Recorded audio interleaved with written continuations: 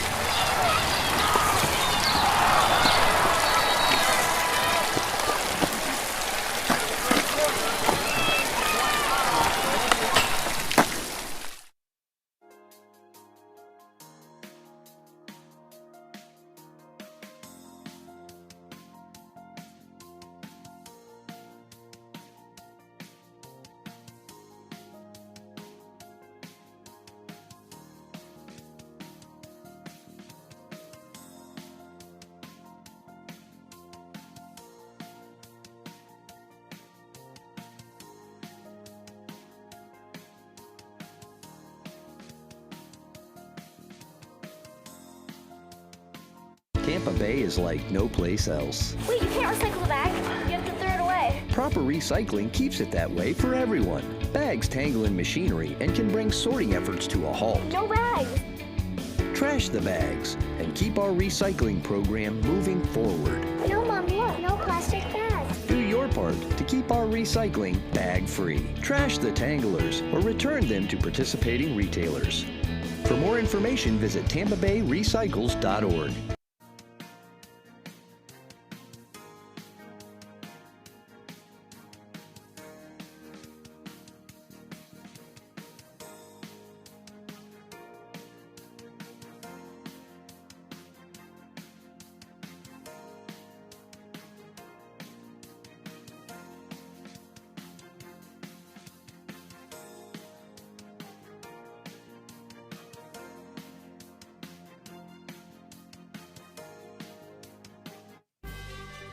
Welcome to a meeting of your Hillsborough County Board of County Commissioners. Representing District 1, Harry Cohen. Representing District 2, Ken Hagan. Representing District 3, Gwen Myers. Representing District 4, Christine Miller. Representing District 5, Donna Cameron Cepeda. Representing District 6, Chris Bowles. Representing District 7, Joshua Wostel. The County Administrator is Bonnie Wise. The County Attorney is Christine Beck. Time is set aside at the beginning of each meeting for citizens to speak on any issue. So we have time for everyone. Speakers are asked to limit their comments to 3 minutes. Today's meeting is brought to you with closed captioning by Hillsborough Television.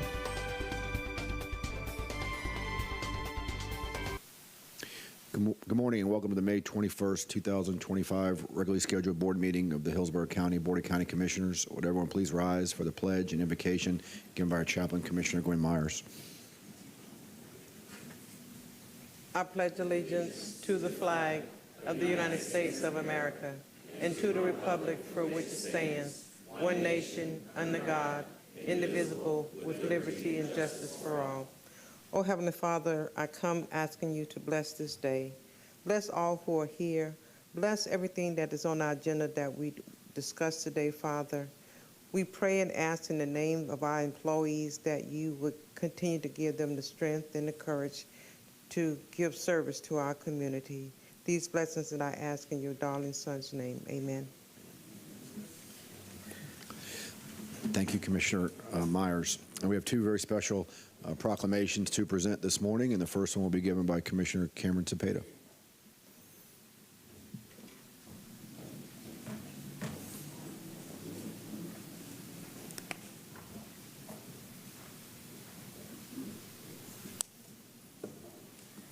Thank you, Mr. Chair.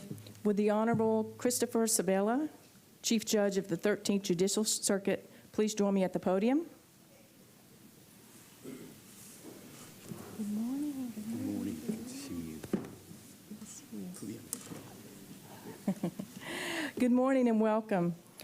Chief Judge Sabella, I would also like to welcome the guests that are seated here in the audience. If you would please stand so we could recognize you. Awesome, awesome. So many wonderful people here this morning. State Attorney Susie Lopez, so many of you, just awesome, wonderful. Thank you so much for being here this morning. Thank you. God bless.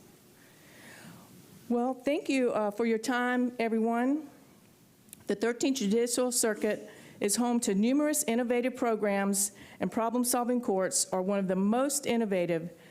These specialty courts address many needs in our community and are among the most successful in Florida and the nation.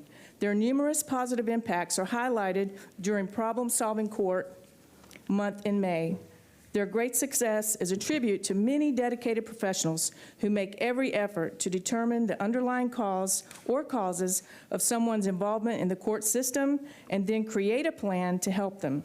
Today, we celebrate the lives saved, families reunited, and communities made safer. It is my honor to present this proclamation, which salutes the hard work, commitment, and achievements of these gifted professionals and the people they help. It reads, whereas the 13th Judicial Circuit offers a variety of problem-solving courts to help meet the diverse needs of the community, and whereas while each court provides specific interventions unique to the individual participants, problem-solving courts share the common goal of addressing the underlying factors that contribute to justice system involvement rather than solely focusing on punishment. And whereas problem-solving courts are a collaboration between dedicated judges, prosecutors, defense attorneys, treatment providers, social service agencies, probation officers, peer specialists, and case managers, and provide evidence-based treatment, judicial supervision, accountability, and support services tailored to individual needs. And whereas the 13th Judicial Circuit offers a variety of problem-solving courts, including adult drug court, adult mental health court, drug pretrial intervention court, early childhood court, family dependency treatment court, juvenile mental health court, Marchman Act drug treatment court, and veterans treatment court. And whereas, in addition, the 13th Circuit has a long history of innovation and leadership, including establishing the first post-adjudication court in Florida, the state's first juvenile drug court, and veterans treatment court, recognized as part of a federal program to help improve veterans treatment courts nationwide. And whereas in 2024, the circuit's problem-solving courts served 998 participants, including 126 children, either directly or through services provided to their parents through dependency system. And the average successful completion rate among all problem-solving courts was 71%, all outstanding achievements. Whereas Problem-Solving Court Month recognizes the practitioners and participants who helped in the success of the problem-solving courts and the significant contributions they have made and continue to make in reducing drug usage and crime in Florida and throughout the nation. Now, therefore, be it proclaimed that the Board of County Commissioners of Hillsborough County, Florida, does hereby declare May 2025 as Problem-Solving Court Month in Hillsborough County and encourages residents to recognize the positive impacts these courts have made in the community by connecting participants to behavioral health, housing, transportation, medical, and other services they may not have received had they not been enrolled in a problem-solving court. Executed this 21st day of May, 2025. I want to thank you and all the court professionals and your partners in all that you do. And Chief Judge, would you like to say a few words? Sure, a few brief words. First of all, thank you, Commissioner Cepeda, and thank you to all the other commissioners for recognizing this great opportunity for us to come together and to celebrate such an important part of our courts. I have always said that the showpiece of our courthouse is our problem-solving courts. And it's not just because of the great judges that I have assigned to these courts, but it's everybody else who comes together and gives the people that really deserve a second chance, that second chance. And to see the results of that is just really fulfilling, and it's a great thing to see at the courthouse and to be recognized for it. So thank you to all of our partners for making this a great day and a very important initiative of the courts. Thank you very much. Thank you.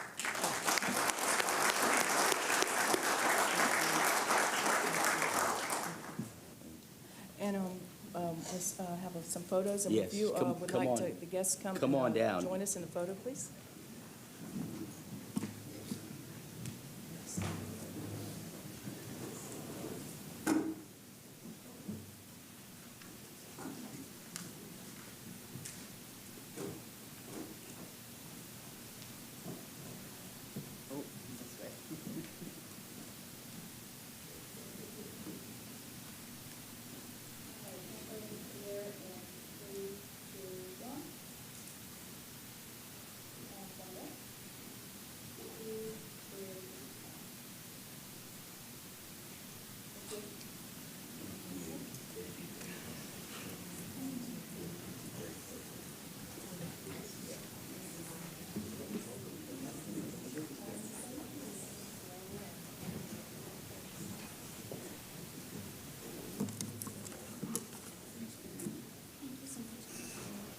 Thank you, Commissioner Cameron Cepeda. Now, Commissioner Cohen will present our next proclamation.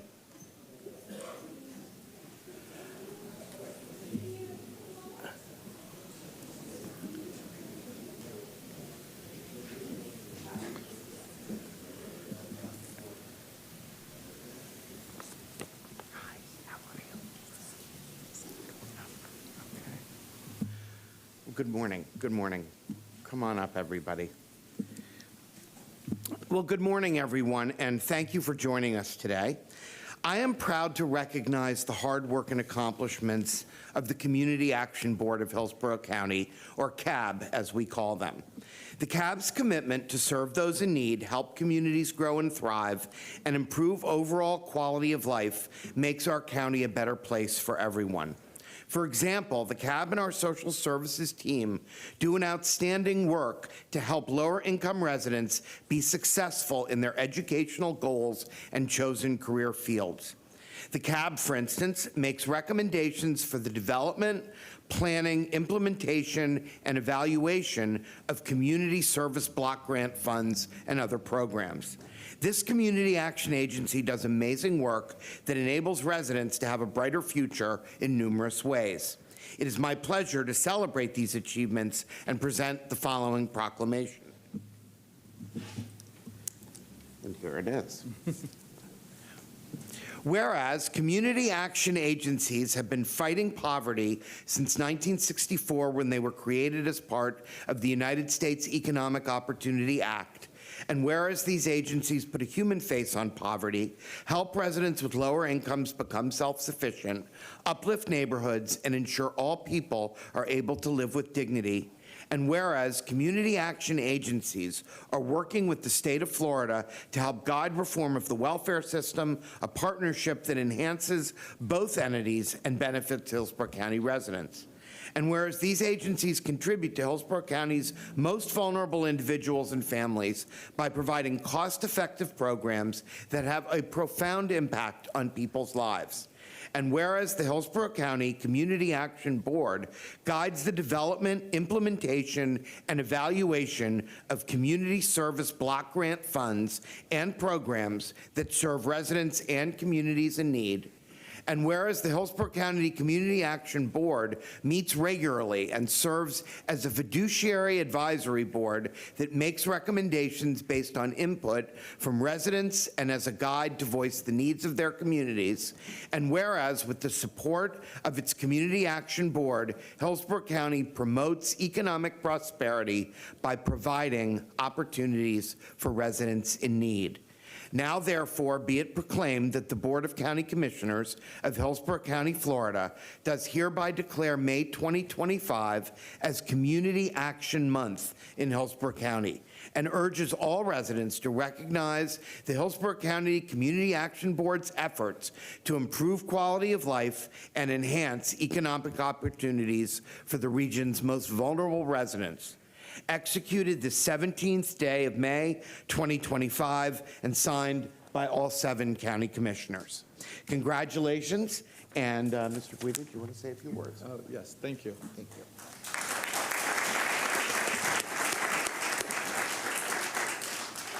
Good morning, everyone. My name is Derek Guida, and I am one of the Hillsborough County Social Services managers. Thank you to the Board of County Commissioners and county staff for allowing us some time today to recognize May as Community Action Month in Hillsborough County. Thank you to Commissioner Cohen for bringing this proclamation to the board today. Thank you to the Community Action Board members who demonstrate their dedication year-round through volunteer work in their individual communities throughout Hillsborough County. The Community Action Board mission statement says it best. The Hillsborough County Community Action Board partners with community stakeholders to stabilize and empower vulnerable individuals and families to achieve self-sufficiency through advocacy and essential services. Thank you to Mr. Carl Harness, the Chief Human Services Administrator, Audrey Ziegler, the Social Services Department Director, Maria Gillis, the Social Services Division Director, and a special thank you to Cindy Lott, the Social Services Supervisor, and her CSBG case managers that work with these individual families every day. We have a short video to share that highlights one of the community action programs.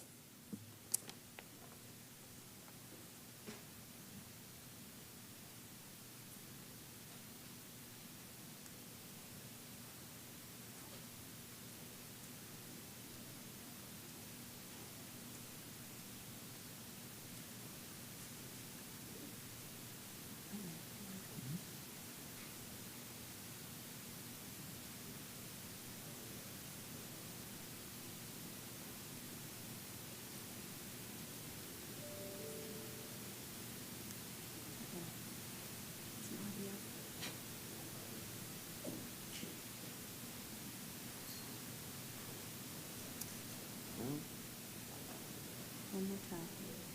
It's okay.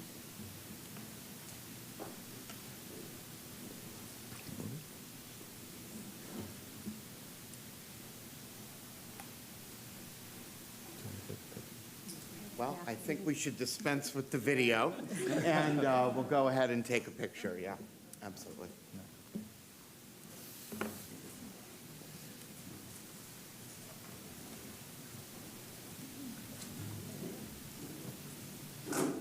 It's made all the difference. It's just really amazing. Here, I'll let Brianna and Suhaili tell you about it. I heard about the scholarship through doing some online research and found that Hillsborough County has this funding for students. My aspirations is to become a marketing manager and later start my own business. This scholarship has helped pay for my tuition for all 4 years of my college and has also helped me pay for my textbooks.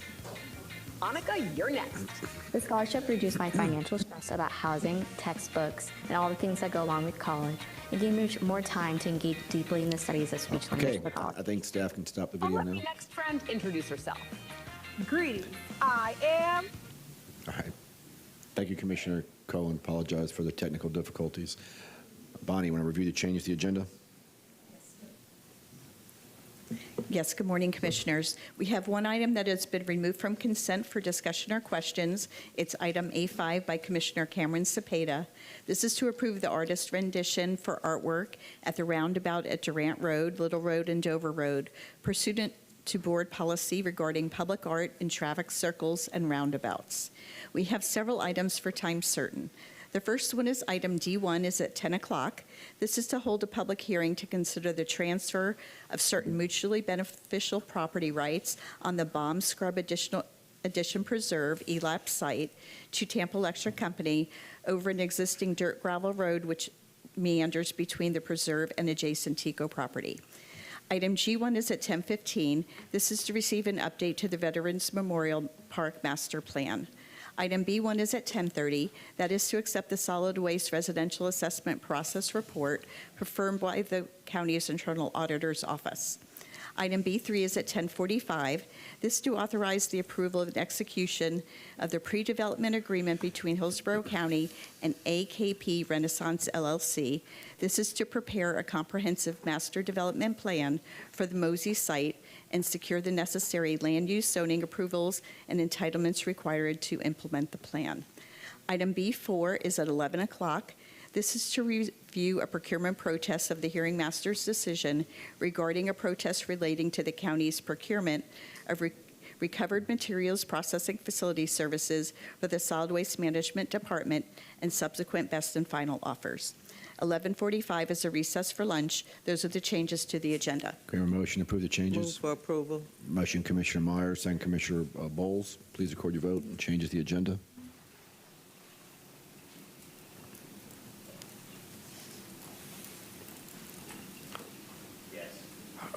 Commissioner Cameron Cepeda? And Commissioner Cullen? Yes, but I don't think these are working. Okay, I can edit the vote. Oh, okay. Oh. There we go, okay. All right, motion carried 7-0.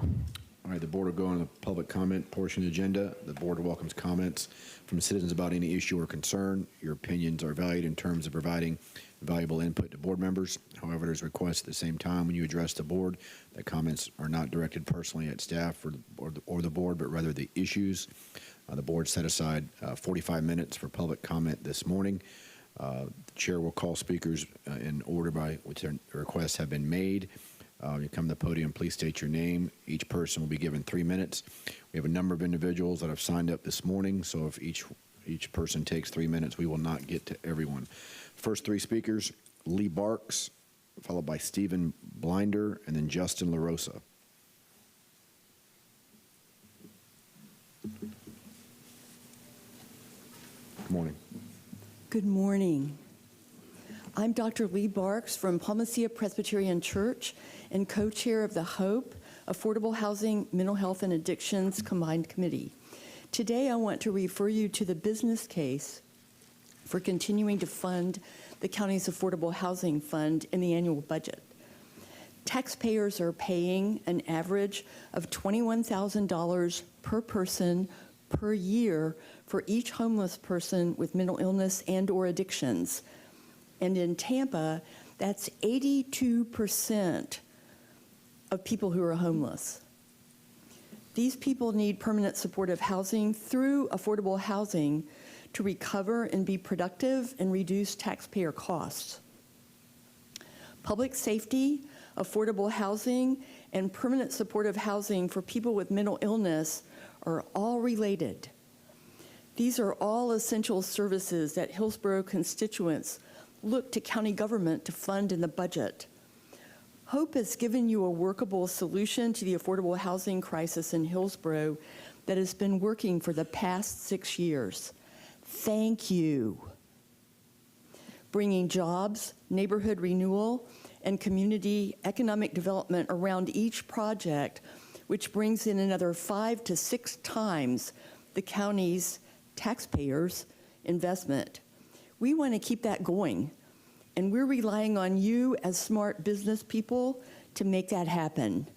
Thank you again. Thank you, Dr. Barks. Stephen Blinder, followed by Justin LaRosa, and then Denise Herndon. Good morning. Good morning. Good morning. I am Reverend Steve Blinder, the senior pastor at Brandon Christian Church. First, I would ask you to please accept my appreciation for the work that you do on a regular basis to ensure that our community continues to grow in a safe and family-friendly way. And I really want you to know how impactful the establishment and the continuance of the HOPE Fund is in all of our communities across Hillsborough County. It is evidence that the work that we've done, that we believe that our county is a place where all are welcome. And if all are welcome, then we need to ensure that our communities are all a place where all are welcome, including the most marginalized and the most needy among us. As you know, the HOPE funds are a key way to leverage additional dollars to come in from other organizations to be used to provide housing for vulnerable populations in our community. While I am personally disappointed that year after year the $10 million allocation has been reduced through the budgeting cycle, I am incredibly grateful to each of you that serve. You serve as county commissioners, and you serve to help ensure that projects like the 1,100, more than 1,100 affordable housing units for seniors and for working families and for those with disabilities and those with incredibly low incomes have happened here in our community. So I want you to know that personally, on behalf of the community, of the congregation that I represent, I want you to hear that our expectation is that as our elected commissioners, that you maintain the HOPE Fund, that the HOPE Fund continues, and that during this year's budgeting cycle, that through that process, that those funds aren't reduced. And I believe that you know that by providing affordable housing, that is a crucial element of any comprehensive public safety plan. So I and my congregation are confident that we can provide as a community, through the work that you do, pathways to affordable housing and the insurance of public safety. Thank you for your time. Thank you, Mr. Blinder.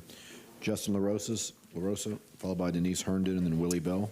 Good morning, everyone. Grateful to be here. Justin LaRosa from Hyde Park United Methodist Church in the Portico downtown. We didn't actually coordinate this, but I want to start with a little gratitude, believe it or not.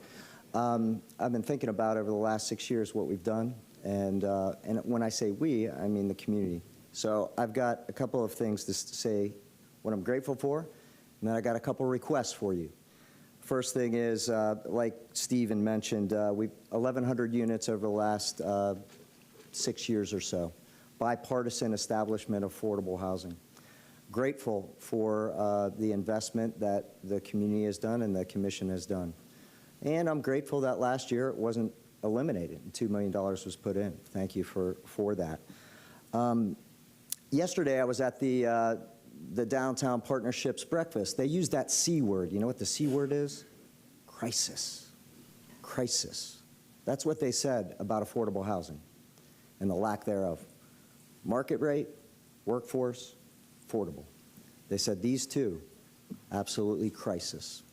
St. Pete sat next to somebody yesterday as well, who's St. Pete. They actually do, looking at affordable housing, look at the median incomes, and see what rental units are available. We should be doing that too. I will be emailing you about that. So thank you for that. So I have 3 requests, one of which you may or may not do, one of which you may like. So the first is keep the $10 million and do public safety, since we have over $1 billion allocated for it in this year's budget. So we can do both. We can do sidewalks, we can do roads, we can do all that. And we can do affordable housing. Do both. So keep the affordable housing fund in place. Number 2, we sent out 2 weeks ago a request to meet with you. Thank you for those of you that responded to that. And thank you earlier in the spring who responded as well. We'd like to meet with each one of you because we need to hear your plan. What are you going to do? And so we'd like 2 representatives to meet with each one of you to talk about what your plan is. Last but not least, I want you to remove HOPE's name from the Affordable Housing Fund. Les Miller put that on because of our advocacy work. This isn't HOPE's fund. This is the community's fund. Take it away. Stop using it as a political football. Let's just keep affordable housing, take HOPE's name off of it, and let's get this done. Thanks very much. Thank you, sir. Denise Herndon, followed by Willie Bell, and then Nicole McCutcheon. Good morning. Good morning. I'm Denise Herndon.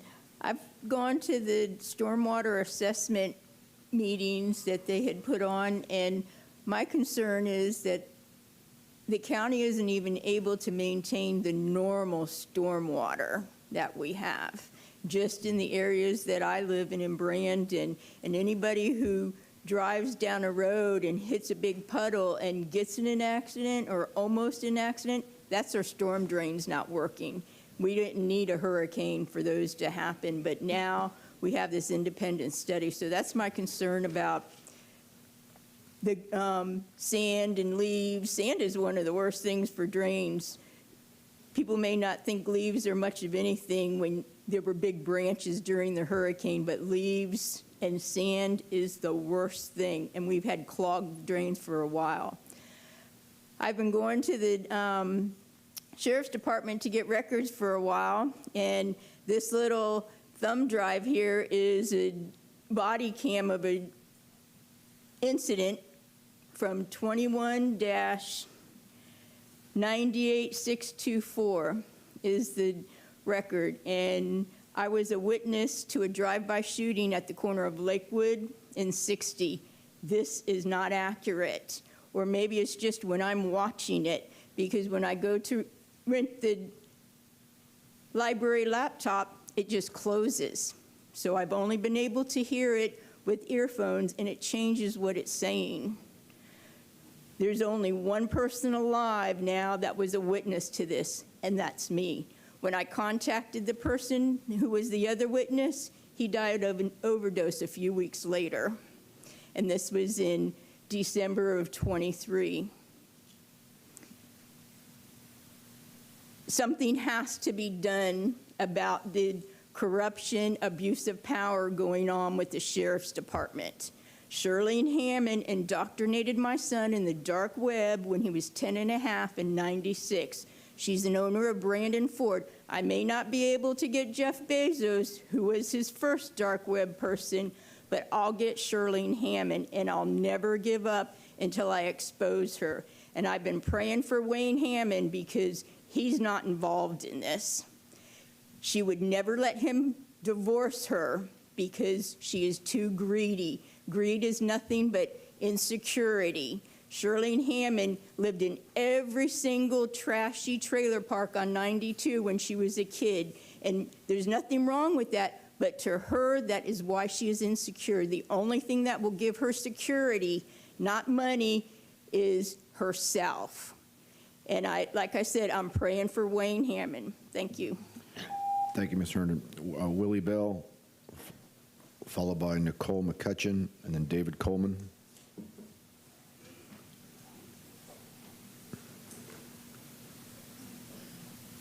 Good morning. Good morning, Board. My name is Willie Bell. I'm the president of the Tampa chapter, National Buffalo Soldier Trooper Motorcycle Club, and I'm here in part to talk in support of the grand plan, master plan for the Tampa Veterans Memorial Park. So part of our charter is to ride, educate, and also serve in the community. We serve in the community with a few scholarship programs that we actually advocate for seniors that are graduating high school as they transition into college. The educate part, which is important to us as well, is ensuring that we propagate the history of the Buffalo Soldiers. From the time of antebellum, post-Civil War, all the way through 1944. We were approached by the Tampa Veterans Memorial Park about erecting a Buffalo Soldier statue, memorial statue. So, in essence, what we like to do is thank the county commissioners for starting this initiative with the VA staff or the veteran staff at the Memorial Park, and also allowing us to participate in the planning and the development of the memorial of the Buffalo Soldier to continue the legacy of black troops serving in the military post-antebellum Civil War. Thank you. Thank you, Mr. Bell. Nicole McCutcheon, followed by David Coleman, and then Lois Price. Good morning. Good morning. My name is Nicole McCutcheon. While I support the efforts of HOPE, I'm here today speaking only on behalf of myself in reference to changing the HOPE Affordable Housing Act. My request today is simple. Show the people of this county that you can work together. Collaborate instead of dividing issues into either-or decisions. You, the 7 commissioners, represent the full diversity of this county's views. You have the opportunity and the responsibility to come to an agreement that reflects that. You've got a strong chair in Commissioner Hagan. I've seen him make real efforts to try to take different needs and perspectives into account. Please follow that lead. One possible compromise could be adjusting the target population that the fund primarily serves. Currently, the Act prioritizes affordable housing for households earning 80% AMI, with half the funds allocated to those earning 50% AMI or less. Let's put that into perspective using the data from the Shinberg Center. For a family of 3 in Tampa Bay area, 80% AMI is around $63,000. 50% AMI is around $39,000. A new firefighter in Tampa earns about $58,000. A starting teacher in Hillsborough County around $48,000, so in that 80% AMI range. A city bus driver makes around $38,000. A garbage collector earns about $31,000, so more towards that 50% AMI. If you believe this county will be stronger and more prosperous prioritizing affordable housing for teachers and firefighters, then increase the funding allocated to them. If you want to require that a portion of the funds support the nearest police station for each new development, then put that stipulation in the Act. Affordable housing is a systemic issue. Churches and nonprofits do amazing work, but they don't have the financial capacity to reverse a problem this large. You do. As county commissioners, you have the power to shape policy that truly makes a difference. Please use that power thoughtfully and together. Thank you. Thank you, Ms. McCutcheon. David Coleman, if David's here, followed by Lois Price. And then Humira Abzal and Laura Lawson. Good morning. Good morning, Commissioners. Thank you for your service. I am Lois Price. Until I retired last year, I worked for decades as a software engineer for a global firm whose engineering division was based here in Tampa Bay. When I was first hired, I was excited to transfer to a 100-year-old family-owned company known for its focus on quality and innovation. But in the early 2010s, all of that changed when the company sold to the first of a series of private equity firms. While publicly announcing that they would usher in a new era of productivity, the owners instead were focused on laying off a number of people and walking away with short-term profits when they flipped the company 3 years later. In engineering, we were instructed to make superficial changes instead of applying long-term solutions to an outdated software system. But neither the owners nor upper management were interested in spending the time or money to improve that broken system. Quick cosmetic changes were more appealing to them. Now the company that I work for is just an empty shell of what it once was. Engineering has moved offshore, it's struggling. The company lost its accreditation and the respect of its clients, and also much of the business that seemed guaranteed. When I look at this county's determination to defund affordable housing for low-income households, I am reminded of the company that I once worked for. We have an affordable housing crisis that cannot be resolved by ignoring it. Other funding sources are dwindling, and they cannot be leveraged if we continue to decrease local funding. I've seen this show before, and I know how it ends. At first, you can hide the affordable housing crisis. Instead of recognizing their pains, we could look away from the traditionally underserved population, as we always do. But eventually, small businesses struggle because prospective employees cannot afford to work there. Middle-income people begin to feel the pressure. Larger businesses leave town. Emergency rooms, park benches, and yes, even prisons begin to fill up with the unhoused. Before you know it, the housing crisis is out of control, and the county can no longer have the tools to address the crisis. So while you have the opportunity to apply long-term solutions to the housing crisis, please do not divert dollars from the Affordable Housing Trust Fund. Thank you. Thank you, Ms. Price. Humira Abzal, followed by Laura Lawson. No. Debbie Bream, virtual.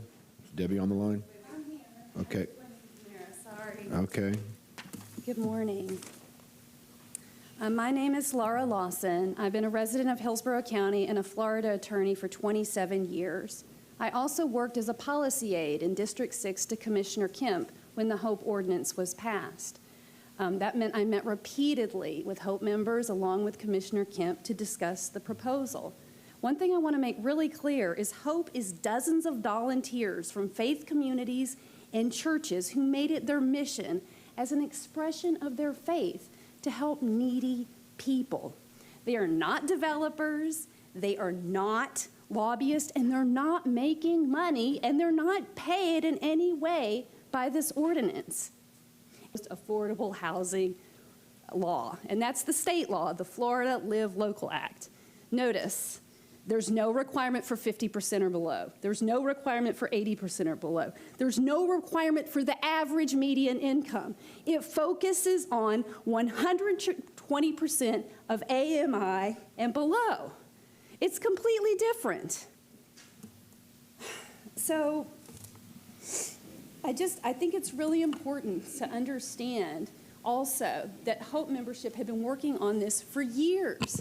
This is not just an accomplishment of HOPE, and it's certainly not specifically an accomplishment of the 2019 County Commission. It is an accomplishment of the community. Thank you, Ms. And it Lawson. should be preserved. Thank you, ma'am. Thank you. Debbie Brim, which is virtual, followed by Kim Overman, and then Bernice Powell-Jackson. Is Debbie on the line?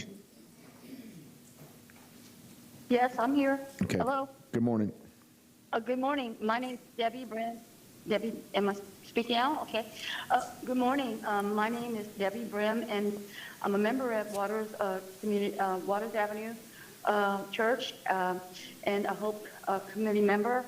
And I'm respectfully saying to you all that we appreciate the Affordable Housing Fund and that it was established and all that it's accomplished. Helping create nearly 1,100 more affordable homes for seniors and working families and for those with disabilities and very low incomes. And we'd just like to see this Affordable Housing Fund continue. I know that you will do your best, and I just want to respectfully say in a unified voice that affordable housing is public safety, and we can do both. And may God fill you with all joy and peace. Have a great Memorial Day weekend, and remember our men and women that sacrificed to keep us free. God bless America, and once again, God bless you all. To God be all the glory. Thank you for allowing me to speak. Thank you, ma'am. That's it for me. So long. Kim Overman, followed by Bernice Powell-Jackson, and then Elizabeth Strom. Good morning. County Commissioner, and actually participated in establishing the Housing Trust for Hillsborough County. And we named it HOPE, not because HOPE gets the money, but HOPE did the work to help us recognize how important this was in our community. You know, 2 weeks ago, Jeff Brandis had his Florida Policy Project focus on affordable housing and the challenges our state are facing and the impact it has on our economy when we are not able to get through either the financial hurdles that it takes to build housing for our communities, but also the lack of funding and the commitment to it. Yesterday, the Downtown Tampa Partnership had an element associated with housing and how critically important it is to invest in housing infrastructure in our community in order to support the economic growth within our community. All of that is irrespective of the fact that Hillsborough County allocates 70% of its current budget towards public safety now, but only 0.0007% towards affordable housing. The fortunate is that we do have funding that comes from the federal government. We do have funding that comes from the state. But the Affordable Housing Trust was designed to fill in the gap of the financing that's needed in order to build a unit or a house or a multifamily unit in our community to serve people in our community. It doesn't cost anything less to build a 77 or 100 unit multifamily that's market rate when it's considered affordable housing. It costs the same. The challenge is those developers agree to provide rents at a level that support our community that do not have as much as others. And as we heard earlier, this program specifically addresses those that are most marginalized when it comes to their ability to meet their family expenses. The Suncoast United Way indicated a couple of days ago that it takes over $100,000 to live in Hillsborough County, given our cost per month for a family of 4. We don't have our average median income anywhere near that range. That means a large number of our families are $40,000 a year short what it takes to take care of their family. But we have done an excellent job in the affordable housing space. Just this week, the Housing Finance Authority of Hillsborough County received an award for the Casa Belmar project that was partially funded with HOPE dollars, a national award to recognize the most innovative way of actually addressing it. And that was a property that was approved on a church property. The church decided it could best serve the community. Thank you, Ms. Overman. Appreciate your comments. Bernice Powell Jackson, followed by Elizabeth Strom, and then Sheila Simmons Tribble. Good morning. Good morning. I'm Reverend Bernice Powell Jackson, and I serve as pastor of First United Church of Tampa. And I've been here many times over the past 7 or 8 years, as have been many other pastors, as have been members of our 28 congregations in Hope, as have been seniors who struggle to find affordable housing, as have been people with disabilities and mothers with children and business owners who need workers who right now are forced to live an hour or more away. They may not all be with us here today, although there are quite a few of us here today. But they are here with us in person. They are not in person, but in spirit. And you and your predecessors have heard the dire need for affordable and safe housing in our county. And you created an affordable housing fund that we can all be proud of. But we all knew then that it was not enough. And in the meantime, 2 hurricanes have come through, and we've lost more housing. And in the meantime, as reported on in the Tampa Bay Times, private equity firms have come into our region and bought up housing, driving up rents and prices. In other words, there is more need now than there was before. You can be proud of the 1,100 units that have been created thus far.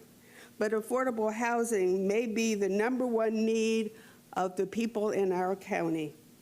This is not a time to cut funds, but rather to increase them. We know that every county dollar you allocate for housing brings in state and federal and private housing funds. We know that every dollar you allocate increases public safety, that it increases family stability, that it increases educational achievement of our children, that it can decrease mental health crises, that it decreases stress and depression for those who stretch each and every month to pay their rent or mortgage. The 103,000 families in our county who need this housing desperately are your constituents, and they're your neighbors. We are here because we believe that it is important to live those words, love your neighbor as yourself. And we hope and pray that you do too. Thank you. Thank you, ma'am. Elizabeth Strom, followed by Sheila Simmons Tribble and Chris Kravitz. Good morning. My name is Elizabeth Strom. I've lived in the county for 20 years. I also teach about housing, and I do research on affordable housing. Like many people interested in housing, I was really thrilled when the HOPE Housing Trust Fund was adopted in 2019, both because it puts more money into affordable housing, and as previous speakers have said, it addresses the need for gap funding to leverage some of the federal and state money that requires developers to put equity in as well. I know that the amount allocated for HOPE has diminished over the years, and now there's a proposal to take the money coming in the future and shift it to public safety rather than housing. You'd think that means you all have solved the housing problem, right? If you don't need money for that anymore, but that's clearly not the case. So just looking at some indicators, 60% of those who are renters are paying 30% or more of their income for housing, which means they are not living in affordable housing. Clearly, we're lacking those units.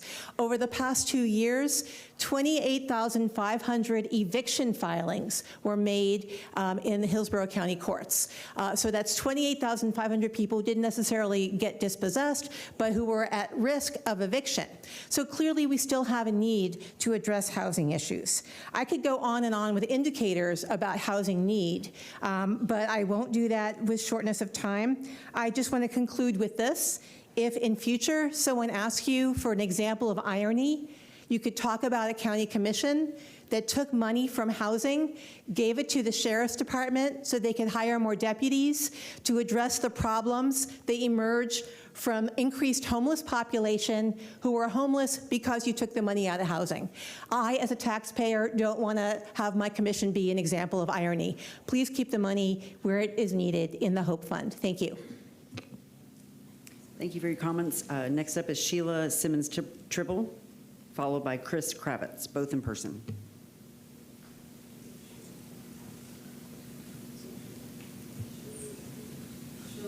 Chris Kravitz. Next up is Lori Jones-Oluku. She's here.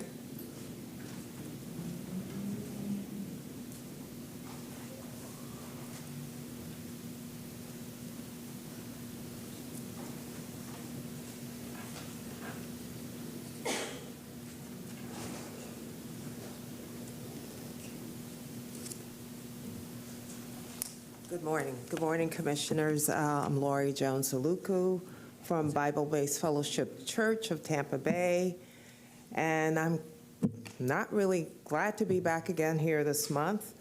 I'm grateful for the fund that was established, and I'm really grateful that we were able to create more than 1,100 units over the past few years since the fund was established. I'm just here to say, and I also would like to say that the woman and her husband who are working are still living in the tent in the woods near my neighborhood in Pebble Creek. So I was shocked to learn that we are considering getting rid of the entire $10 million affordable housing fund. So I'm here today to say that absolutely affordable housing is connected to safety for several reasons. Stability and security. When people have access to affordable housing, they are more likely to maintain stable living conditions. This stability contributes to a sense of security, reducing stress and anxiety that can arise from housing insecurity and a threat of eviction. And we obviously have a huge eviction problem in our county. Crime rates. Areas with affordable housing can significantly influence local crime rates. Stable neighborhoods tend to experience lower crime rates as residents are more invested in their community and are likely to work together to enhance neighborhood safety. There's more access to essential services. Affordable housing often correlates with access to essential services like health care, transportation, public safety resources. That's interesting. This access is vital for individuals and family to thrive and feel secure in their environments. We can do both. We can have affordable housing and public safety. And you guys know that. I know we're speaking to the choir in a way. In summary, I'm just going to say affordable housing is a crucial component of overall community safety and well-being. Addressing housing, the housing crisis, is an essential step towards fostering safer and more resilient communities and a more resilient county that we have here. And I'll be back again. And when I come back, I'll report on the family that still lives in the tent near my neighborhood in Pebble Creek. Thank you. Thank you for your comments. Next up is Thomas Spalding, followed by Geraldine Roger Toombs, both in person. Then online, Stacy Ransom.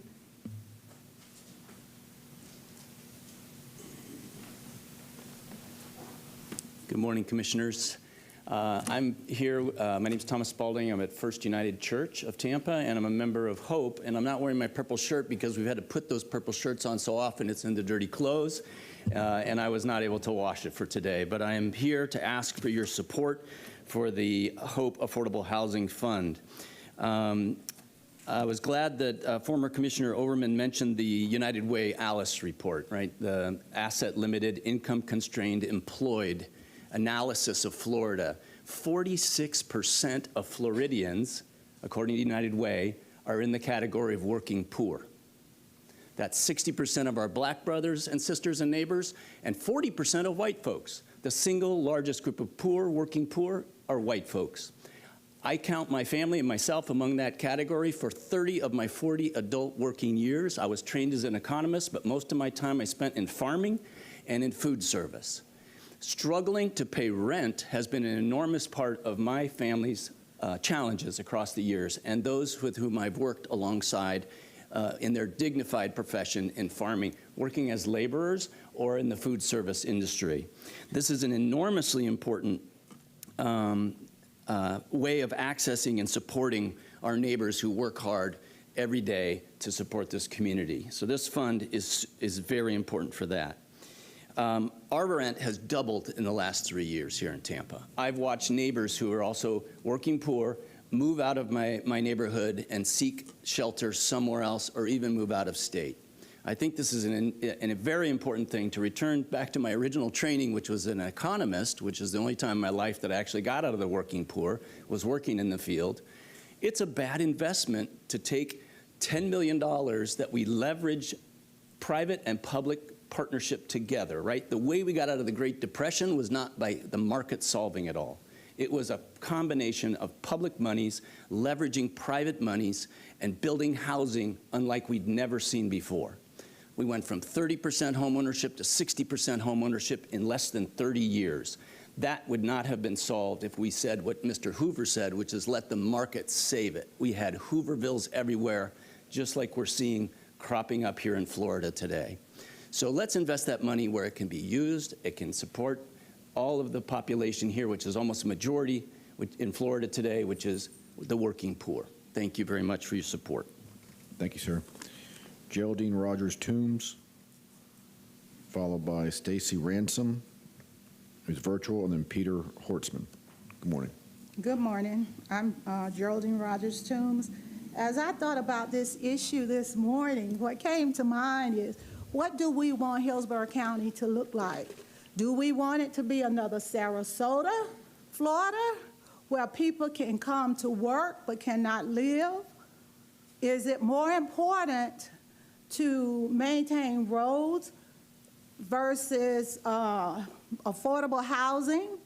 You know, those were the issues I think that we should really consider. But also what came to mind was the fact of the matter is that how do we address the needs of the least of these? Do we conduct business like our federal government is doing at this present time, allowing warehouses of container food to sit and rot rather than meeting the needs of children, not caring about whether or not they live or die? Is that the type of community that we want to establish here? That's a question that really does need to be addressed.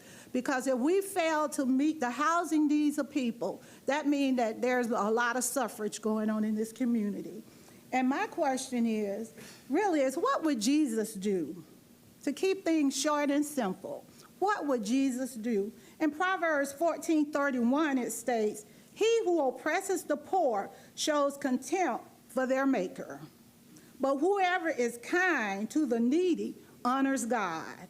And the bottom line is that We've had problems with roads for at least a decade or more, you know, potholes, places that shouldn't exist.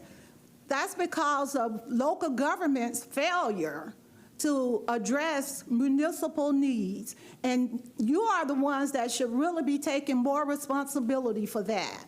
So, you know, my plea to you at this present time is to continue to refund the Affordable Housing Trust Fund, because we know that there is a great need for affordable housing, and I really thank you for your time and consideration of this issue. Thank you. Thank you, ma'am. Stacy Ransom, virtual. Stacy on the line. I'm here. Good morning. Good morning. My name is Stacy Ransom, a proud member of Bible-Based Fellowship Church and a supporter of Hope and the Affordable Care Act. I want to use my time to speak facts and not emotions, because it has been proven that heart is not in this. The Florida Council on Homelessness conducted a study, and we were listed as having the second highest homelessness rate by county, next to Miami-Dade. Though by population, we are the third largest county behind Miami-Dade and Broward. That's 7.74% growth since 2020, and we rank 13th in land area and 5th in density, which means we have a whole bunch of people coming here to end up homeless in a small amount of space, and they're not even allowed to sleep on the streets you guys are pushing them to for fear of going to jail. Make it make sense. The recommendation of that council for all counties noted, including us, was to encourage affordable housing development, not take away funding. Besides all that, affordable housing contributes to the bottom line and helps grow the economy, which makes Hillsborough County a more attractive place to live and host major events. You get increased property taxes well above the $10 million spent, paid by the new development, and that money will continue in perpetuity, as property taxes is an annual expense we all pay. Then you have neighborhood business revenue increasing, which also leads to taxes paid.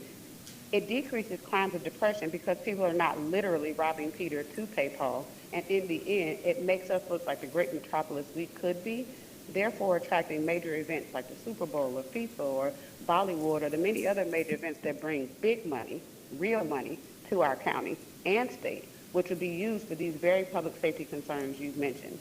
And let's not talk about how the great county administrator has shown that you guys can do both without breaking a sweat. Yet you guys are still going out of your way to dismantle something that's not broken and is literally a drop in the bucket to Hillsborough County's total budget. Again, make it make sense. It's a political stunt, and anyone in support of removing the funds should be ashamed of themselves for putting those political agendas, party lines, and the opportunity potentially to line your pocket over the needs of the people you were elected to serve and care for. I'm asking you to leave the Affordable Housing Act alone and in fact restore it to the $10 million that's supposed to be allocated during the next budget cycle, and stop trying to act as if your constituents want potholes and public safety over people and personal safety. Do both. Thank you for your time. All right, thank you, Mr. Ransom. Peter Hortzman.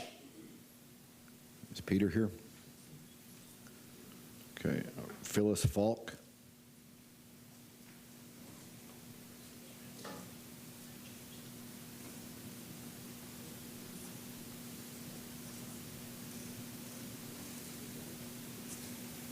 Good morning. Good morning. My name is Phyllis Falk, and practically everything has already been said about the Affordable Housing Fund.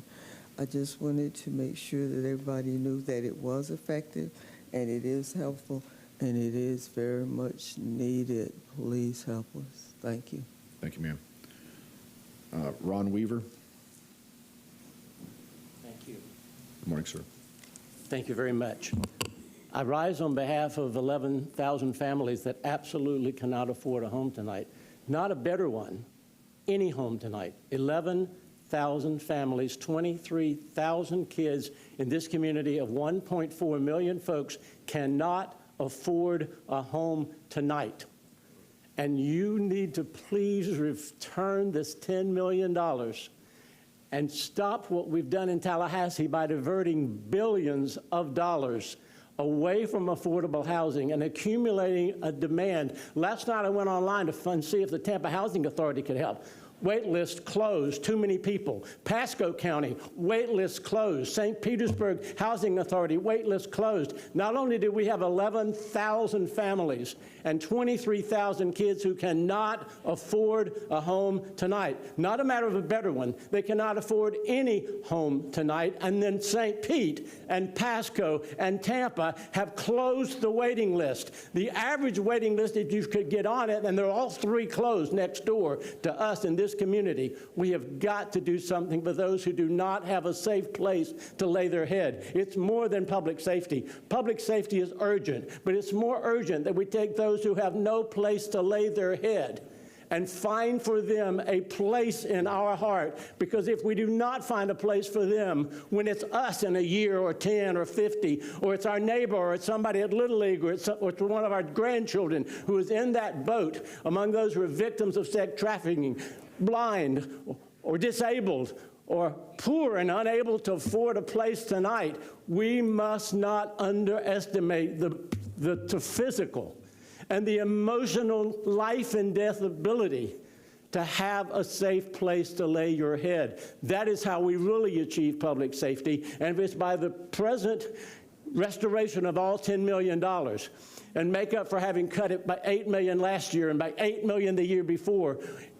Ms. McCutcheon has a compromise. Find in your hearts some way to help those 11,000 families and those 23,000 kids who have no place to lay their head tonight, whether they're in shelters or whether they're not with a friend or whether or not they're in a motel they can no longer afford for another night.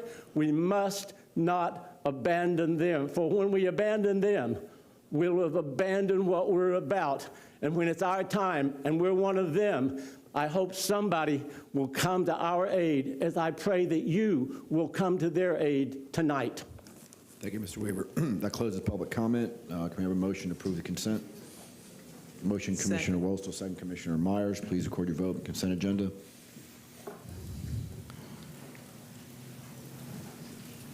Motion carried 7-0.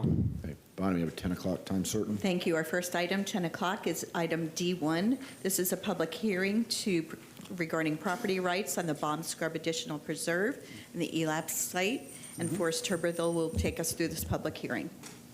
All right. Good morning, Commissioners. Forrest Tuberville, Conservation, Environmental Lands Management.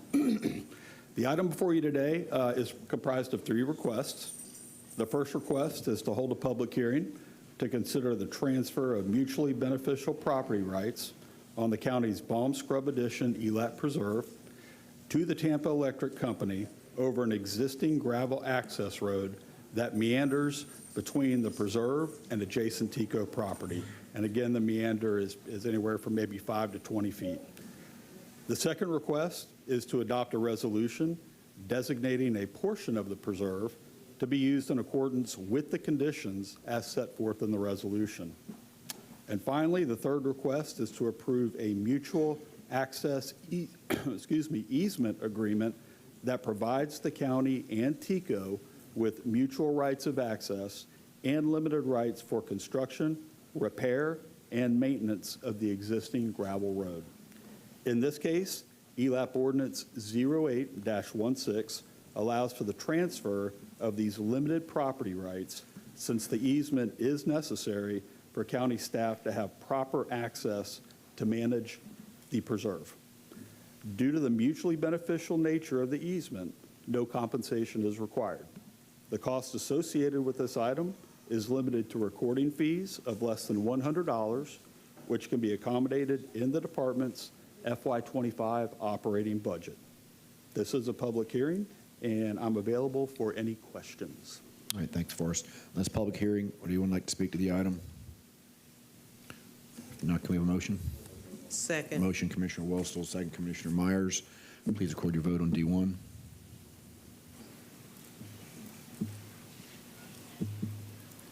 Motion carried 7-0. Thanks, Forrest.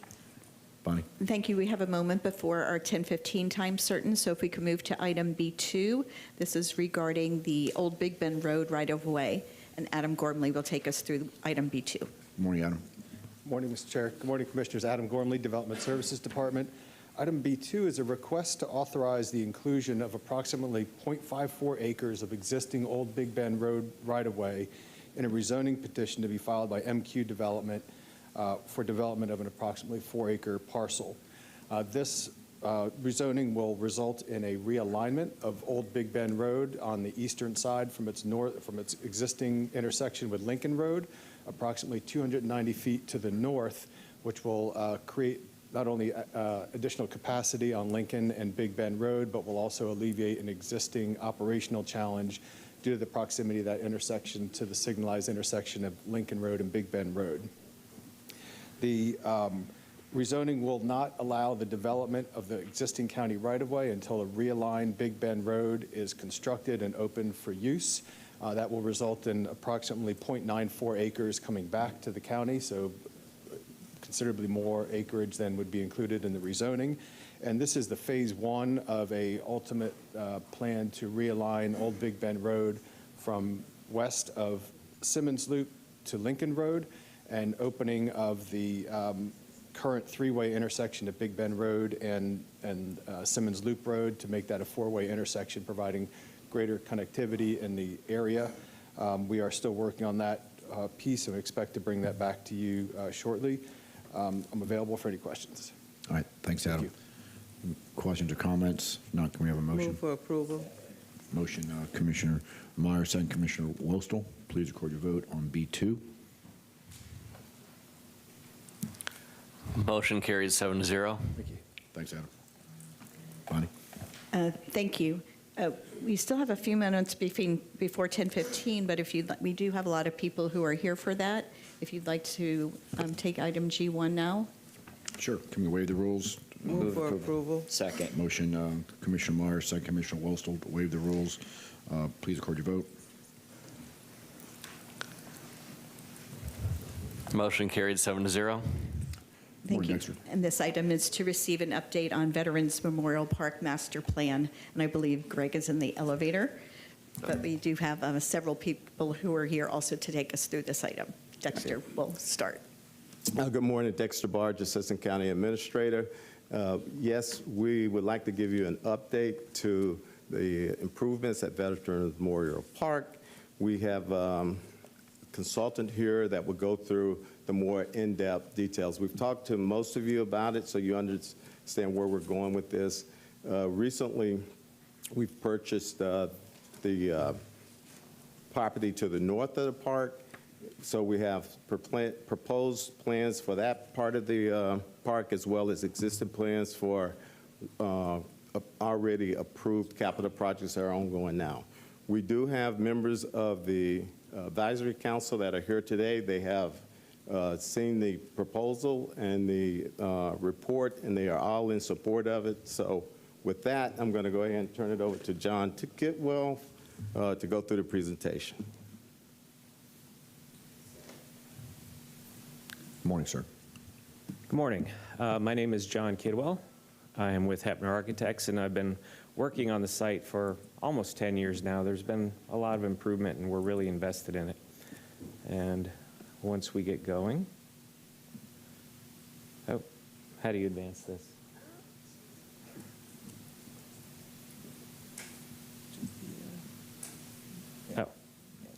Oh, arrow keys, got it. As you can see, this is kind of our latest rendering of the entire facility.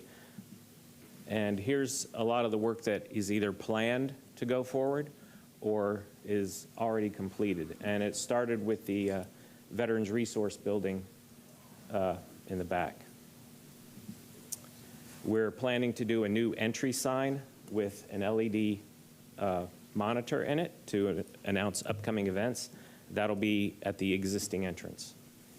We're proposing a new Collins Museum, and this is an example of that. It'll be right in the front as you come in. Right now, the Collins Museum is kind of in the back of the property, a little harder to get to, but this will put it right in the forefront. Another view of the museum from the entry side, from the Veterans Resource Center side. And here we have some of the development that Dexter was talking about on the property that was purchased. It will include a community resource center, which is this, and some veterans housing, which is in the very early schematic stages at this point. It's just conceptual, really. Another view of the Community Resource Center and one of the veterans housing units. This is an image of the Gold Star Memorial, which will go right in front of the Veterans Resource Center. This one is planned to be completed by October, before Veterans Day. Again, we have the Buffalo Soldier. It was previously mentioned in the public comments. This memorial fits in the timeline with some of the other memorials, and it will also be completed in October with the Gold Star Memorial. This one is actually completed with the exception of the granite information boards kind of at the bottom. It's a B-26 Marauder bomber. This one is in the planning stages. It is a meditation garden, and it'll kind of be in the center of the site among some oak trees. Another shot of the meditation garden inside. Another shot of it. There'll be benches, and you're kind of separated from each other. The project estimate that we've done includes a couple of the housing buildings, 4 stories. We're figuring about $18 million for those. We haven't outlined which kind of apartments. That'll have to go through a zoning review with one of our consultants. The Community Resource Center, we figure, is another $2.5 million. And we do have some potential funding sources from state and federal and public-private partnerships. And I think, if it works, there it goes.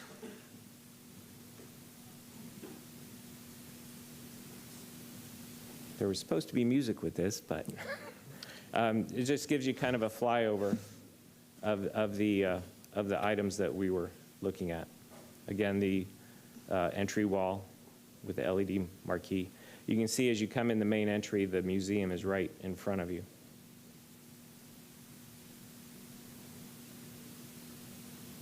And the concept for that was a folded flag that gets mirrored and repeated on the corner at an angle.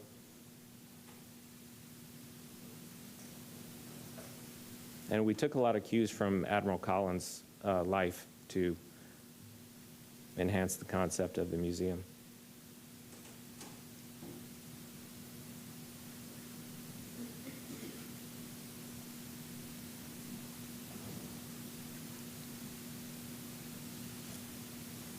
There is a wetland on that existing site, but we'll deal with all of that as we get more involved with the civil engineers and that sort of thing.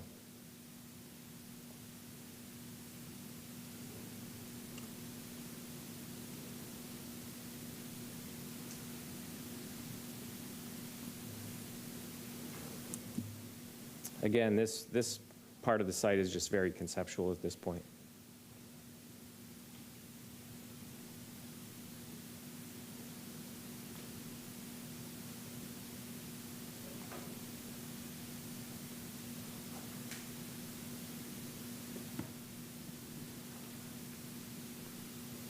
And the community building is set up for different groups to hold meetings and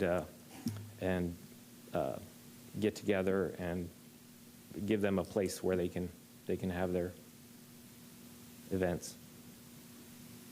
Gold Star Family Memorial again. There are a couple of these around Hillsborough County right now. There's one downtown. This is an existing outdoor amphitheater that's shaded. That was completed a few years ago.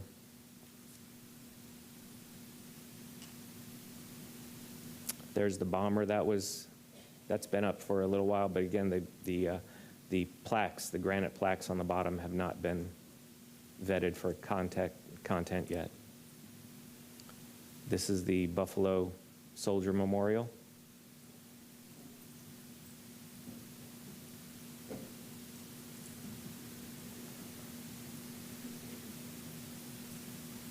And it does fit in with several other timelines of other memorials that are around it.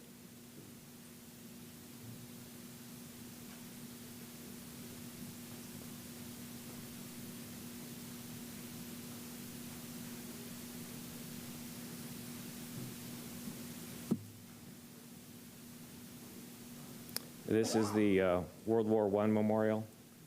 It's been in place for a while. And here's the meditation garden from above.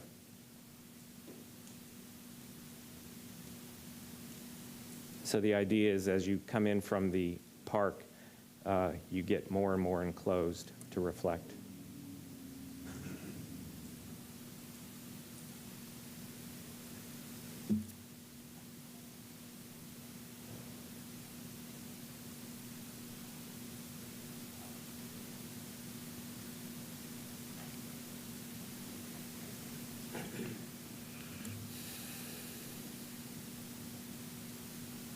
And I think that's it.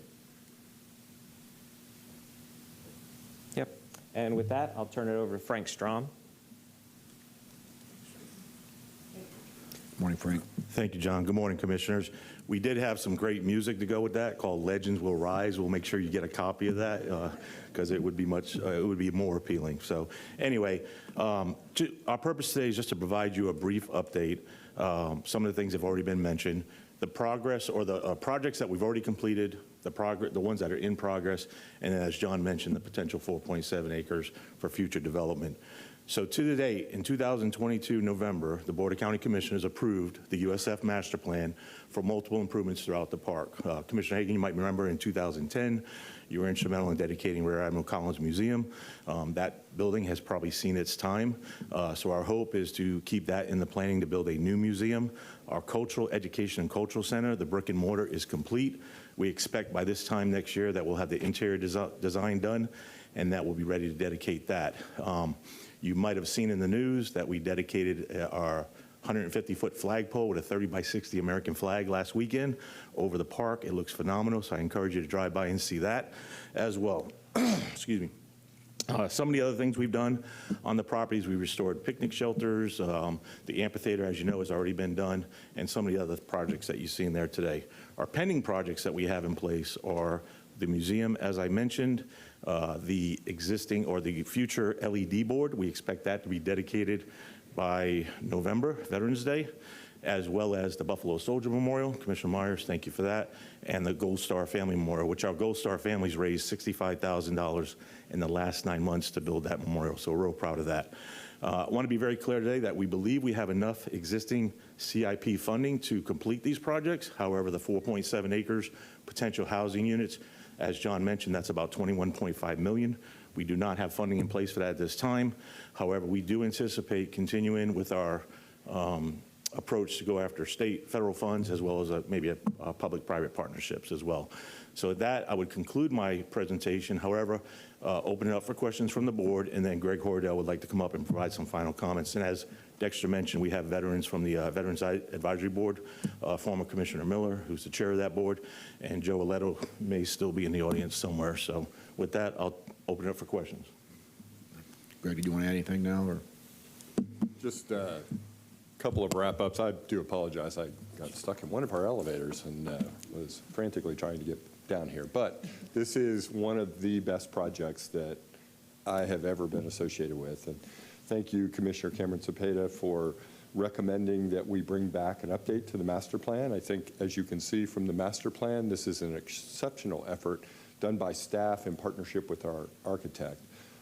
We have so many things to be thankful for with that Veterans Park as it sits today. This will elevate the park really to national prominence, in my opinion. There are not other facilities like what we have in Hillsborough County, and doing what we're proposing to do will simply elevate it higher in the pantheon of memorials to our veterans. As Frank indicated, our architect indicated as well, this is conceptual. We do have funding for a lot of the work that is going on in the park itself. The acquired property, however, that has residential housing proposed for it as a concept, we need the board's endorsement of that concept. We hope we get that.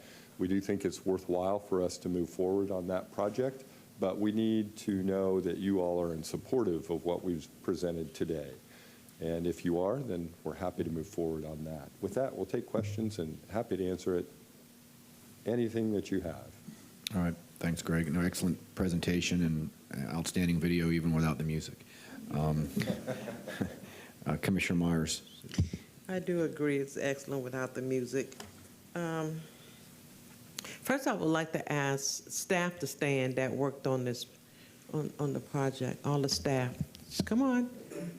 You were all on, we were in the briefing yesterday. Truly a team effort. Truly, and we appreciate their partnership. And I also, thank you so much, staff. Wanted to ask the chair, former Commissioner Miller, would you like to say a few words? A few words, because you know Chair Hagan runs a tight meeting, so don't get me in trouble. Been there, done that. Okay.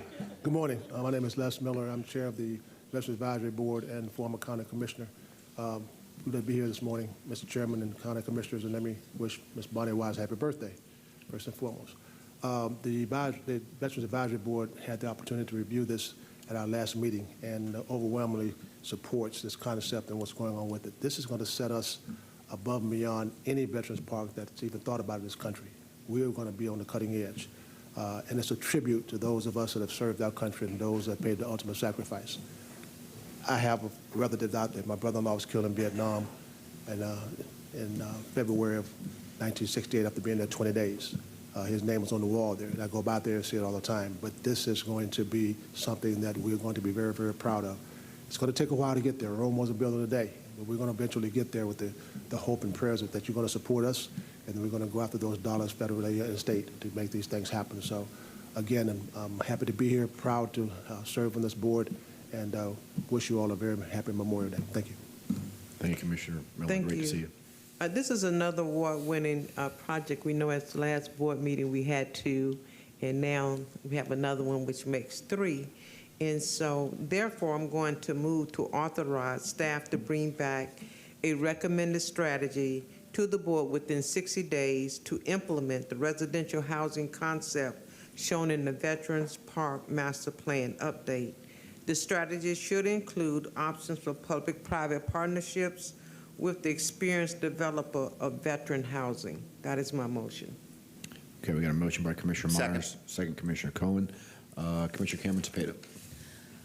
Yes, when I first came in office, I found out about this land that was adjacent to Veterans Park, and I knew it had been on the county's radar for about 20 years, and I knew it was so important for our veterans that we acquire that land, and it was just amazing. I worked towards that. I brought it before the board, and I'm very grateful that all of my fellow commissioners shared that same vision, and that passed, and we were able to acquire that piece of property last year. And then, so when that came before the board, I had requests for the update for the master plan, and then also request that that property, the newly acquired property, be used for veterans housing. And right now we see the results of that master plan, and it's absolutely beautiful. It's amazing. What a blessing that is for our veterans. I'm so excited for it, and we really needed this for our veterans, the housing. And also, I'm working with Senator Jay Collins, who's also an amazing veteran. He's made a lot of sacrifices, like so many other veterans in our community. And so I'm working with him because he has connections with like tunnels to towers and all. So I'm working for us to be able to get this housing where it doesn't, it's paid for, through another avenue. So instead of using our taxes, but we can actually have this funded in a way it's going to be amazing and beneficial for our veterans in so many ways. I'm so excited about it, and thank you very much. I was going to make the motion, but Commissioner Myers already did, so thank you. Commissioner Wostel. Can you explain what your motion is exactly directing staff to do, and is there cost associated with it? Thank you for your question. The staff will bring back a plan, just like we did with Mosey at the beginning. We asked for a P3 proposal to come back, and then we'll have the opportunity to review and look at it. Am I correct, Greg? That's what I understood your motion to mean, Yes. that we would bring something back to the board with a recommended strategy very similar to what we've done with the Ybor Sheriff's Facility. The board will be involved in that whole process so that you have the opportunity to provide direction and guidance to staff. We wouldn't want to presume to select a developer or to look at a specific type of housing without this board's input. And Commissioner Cameron Cepeda, the Tunnel to the Towers concept, that being somewhat familiar with that is a great opportunity. So I do think that that would fit nicely within what Commissioner Meyer's motion has called for. Yes, so the RFP would bring Yes, back we come that back to the information, and then from there, we would know to put out the proposals. Yes, ma'am. That's what I understood the motion to me. Did that answer your question, Commissioner? I mean, it sounds like, I think, Greg, you said essentially bless the concept, and that's the way I interpreted Commissioner Meyer's motion. I don't see anyone else on the queue. I just want to say hats off to Commissioner Miller, the committee, Frank, and his staff for everything you guys have done to make this such an incredibly special place. Every time I go out there, I see something new, and it's amazing to think back when I first got elected and, you know, how far the park's come, and then when you see that video of what it, you know, will be here in the not too distant future, it really is amazing. So appreciate all the hard work from everyone involved. Okay, we got a motion in a second. Please record your vote. Motion carried 7-0. Thank you, Commissioners. Thanks, Greg. Bonnie. Well, we have our next time certain is at 10:30, and this is item B1. I guess, could you waive your rules to hear that at 10:28 instead? Fine. Can we motion to waive the rules? Waive the rules. Motion, Commissioner Wostel, second, Commissioner Miller. Please record your vote. Thank you. It's item B1. This is the internal Motion carried audit 7-0.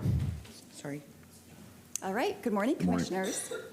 I am Melinda Genzarli, County Internal Auditor, and I'm here today to request the board to accept the Solid Waste Residential Assessments Process Audit Report 2025-07. The audit's objective was to determine the maturity of the process and was conducted in conformance with the global internal audit standards. Prior to today, I briefed the Commissioners on the audit report's contents. I'm happy to answer any questions you may have before requesting the board to accept the audit report. All right, thank you. Any questions or comments? Move to accept the reports. Motion, Commissioner Cohen, second, Commissioner Wostel, to accept the report. Please record your vote on B1. Motion carried 7-0. Thank you. Thank you very much. Commissioners, your next time certain isn't until 10:45, but you do have Commissioner Bowles' item F1. If you'd like to move to that, what is your preference? Are you good? Yeah. Let's go ahead and take up F1. Let's go to F1 then. Commissioner Bowles. Thank you, Chair. A lot of passionate conversations this morning, and I do appreciate it all. I'd like to certainly state clearly on the record that I know that there are affordable housing needs in our community. I've spent 28 years in the field running a majority of my calls to the vulnerable and the needy in our community. So I am very familiar with that. But in that same token, I want to apologize for supporting our first responders. I want to apologize for supporting the women and men who serve on the front lines and have a front seat to the tragedies that are in our community. However, I do believe that one of our core functions, though, is that we serve on a bedrock of public safety, and that we need to build upon that because that's what everything else stands upon. Ultimately, this is not about picking winners, Commissioners.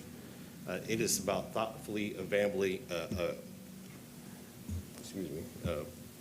examining our funds that we have available to us and using them in the most effective way possible. As it was stated earlier by some commissioners and some of our public speakers, that we have federal, state, and local funds that we can use as resources for affordable housing. I think even the whereases in the ordinance say the same thing.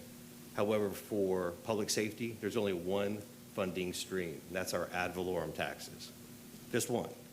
Now, there's an occasional grant that may come in, but that's relatively insignificant when you start looking at that.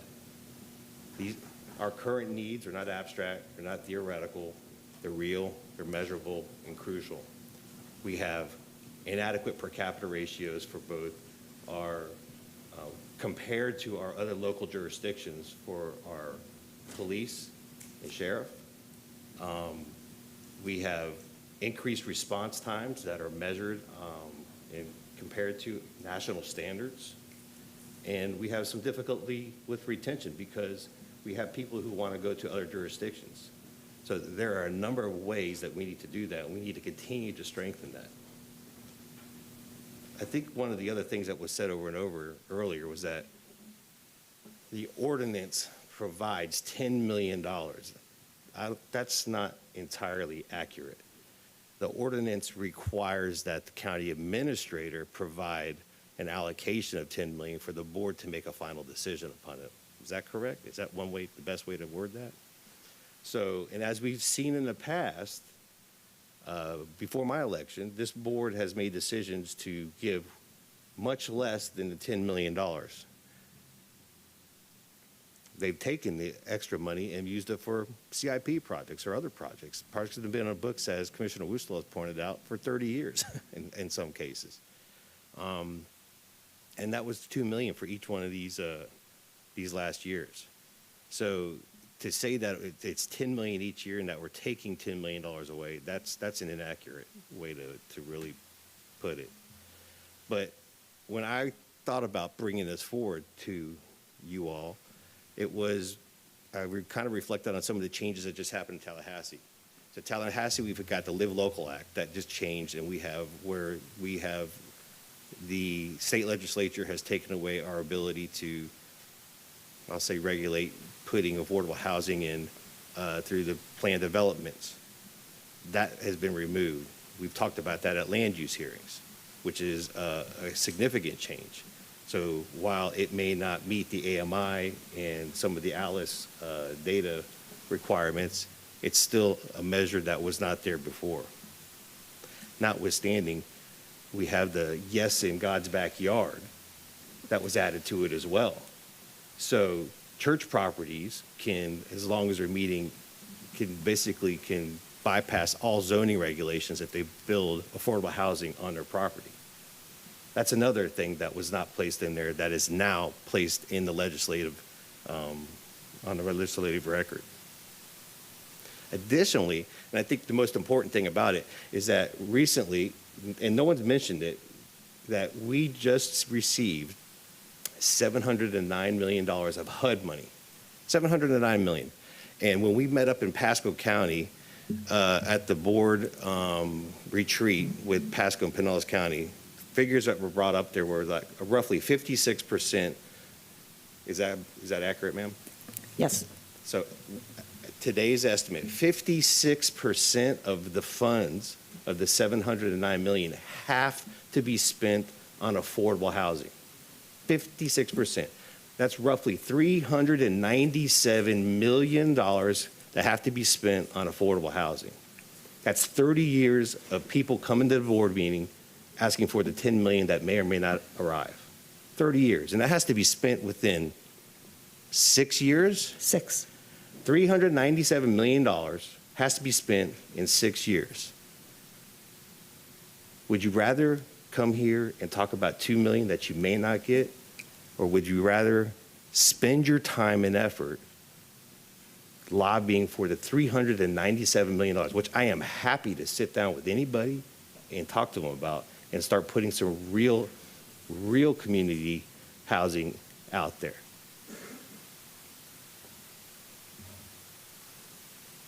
Beyond that, I just want to say that, I know that a lot of you work tirelessly to do this and here at this board, and I understand that this has been for years, even prior to it being accepted, a hot button issue. And I think that knowing what I know about the community, knowing what I know about the sheriff's needs, what I know about fire rescue needs, fire rescue, and people have indicated that I need to think a little more broader in my scope, but that's what I know, and that's something that is near and dear to me. I worked in this community. I've been in tens of thousands of homes that are underprivileged, underserved. And I understand. I worked with the homeless and have helped them. But ultimately, if we don't have a safe community and people feel secure and that when they call 911 that someone's going to come to them, no one will want to live here, even if they can't afford it. So ultimately, board members, and I'll wrap this up, what I really want to do in this motion that I've asked the staff to look at is essentially to direct all new funds to be put in a trust, and we can rename it. We can look at renaming some of these things. I think that's semantics. Keep the existing funds that are in there. I'm just conceptually talking. I'm not changing my motion. Conceptually talking. Keep the existing funds that may exist in a lockbox, and those should be continued to use for affordable housing. Consider a sunset on this ordinance that maybe coincides with the end of my term, the first term, something to that effect. And I think it was also brought up that these dollars, and it certainly was online, because I've seen some discussion out there online, that we can only use it for a certain purpose. And that maybe when we left it broad as what kind of the tax dollars that were coming in, the ad valorem dollars, because it currently is unincorporated. I'm sorry, it's countywide, which has to be used for a specific purpose. These could be maybe unincorporated, and at some point may provide the ability for a tax swap and a reduction in millage for some of our municipalities. And that would, of course, give less money to the fund, but it would also provide the municipalities a tax break as well for those paying into it. So those are generally my concept and why I brought this forward. And I think that, that we can do some good work here, and I would hope that you guys will consider my motion. I'll yield. Thank you. Okay, so we have a motion on the floor by Commissioner Bowles. Do we have a second? I'll second for purpose of discussion. All right, second, Commissioner Wilstel. And Commissioner Wilstel, you recognize. Thank you. I think, first of all, don't be ashamed of doing what you know and have lived for multiple decades. You should be proud of it. The real issue with this whole topic is this ordinance 1919 is anti-democratic on its face. It came about, the commissioners that were involved in this, they wanted to pre-bind future boards, which is anti-democratic on its face right there. You were elected to prioritize what your constituents voted for you to prioritize and what they voice, not what past commissioners wanted. Their desire to bind money from future boards is illegal for a reason, and this workaround is an unfortunate gap that the state should look at closing on a loophole. So that's my biggest issue with this. Has nothing to do with hope or its initiative. If you go into our consent agenda today, item A29, which is the actuals of the budget, the very first line that you will see on the breakdowns by department is affordable housing, which has an adopted budget of $125 million with a current remaining balance of $78,969,000. So I see the cameras rolling in the back and the red dot on my face. So just hopefully that they accurately report that we're not ending affordable housing services. It's just that exactly what you said. There are different pots of money that are already allocated for this, and we have so many other needs that only the general fund can do. I was at a community event last night, and one of the members there was this senior citizen that had bandages on both of his knees, and it's because he went walking the night before on his sidewalks, which are over a decade behind of being properly maintained, and he injured himself. I just saw a county administrator and continues this every single year.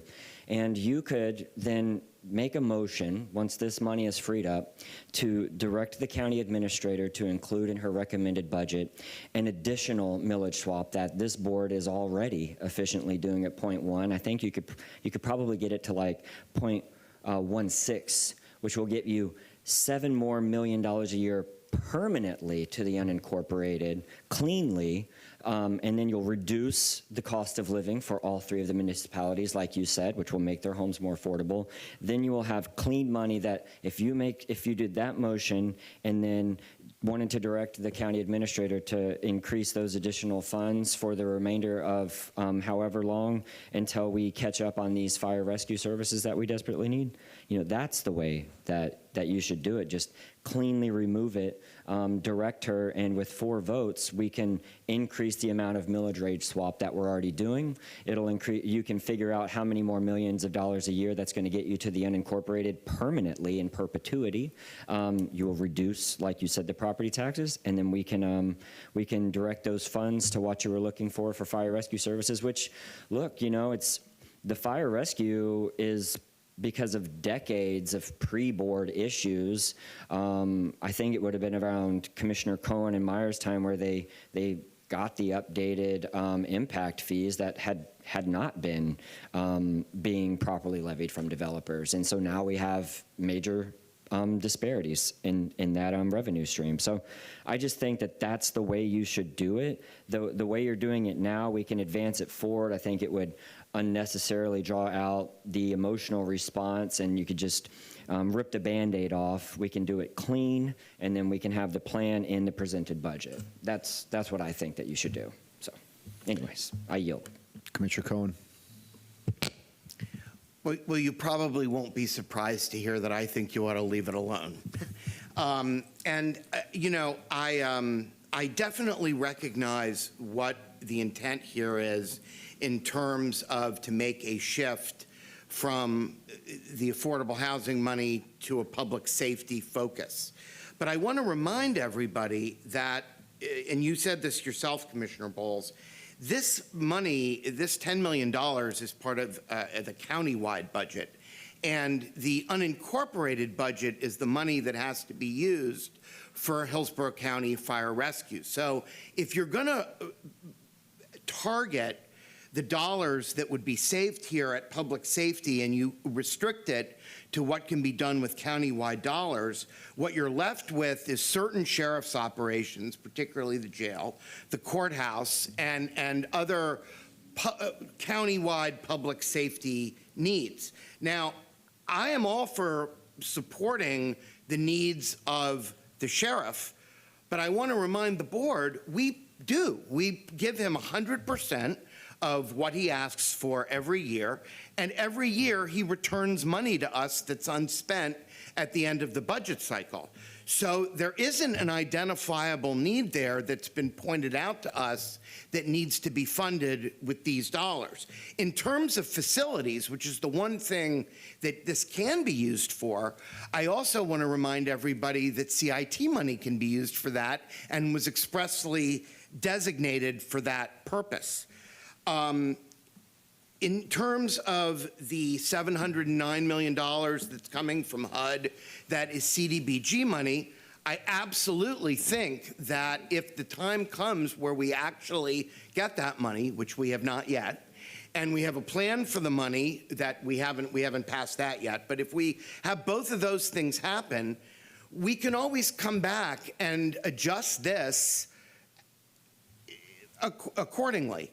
Every year that this $10 million has come up that I have been here, the board has had the power to use it for affordable housing, as it has some years, or to use it for other things. Last year, I believe, and I don't want to put words in anyone's mouth, but I believe the $8 million was used for infrastructure projects, and the $2 million was reserved to the side for affordable housing, mainly to be used for matching funds for federal and state dollars that could be leveraged. But the most important point, is that it was the board's decision. The board showed that it was capable of deciding what it wanted to do with the money.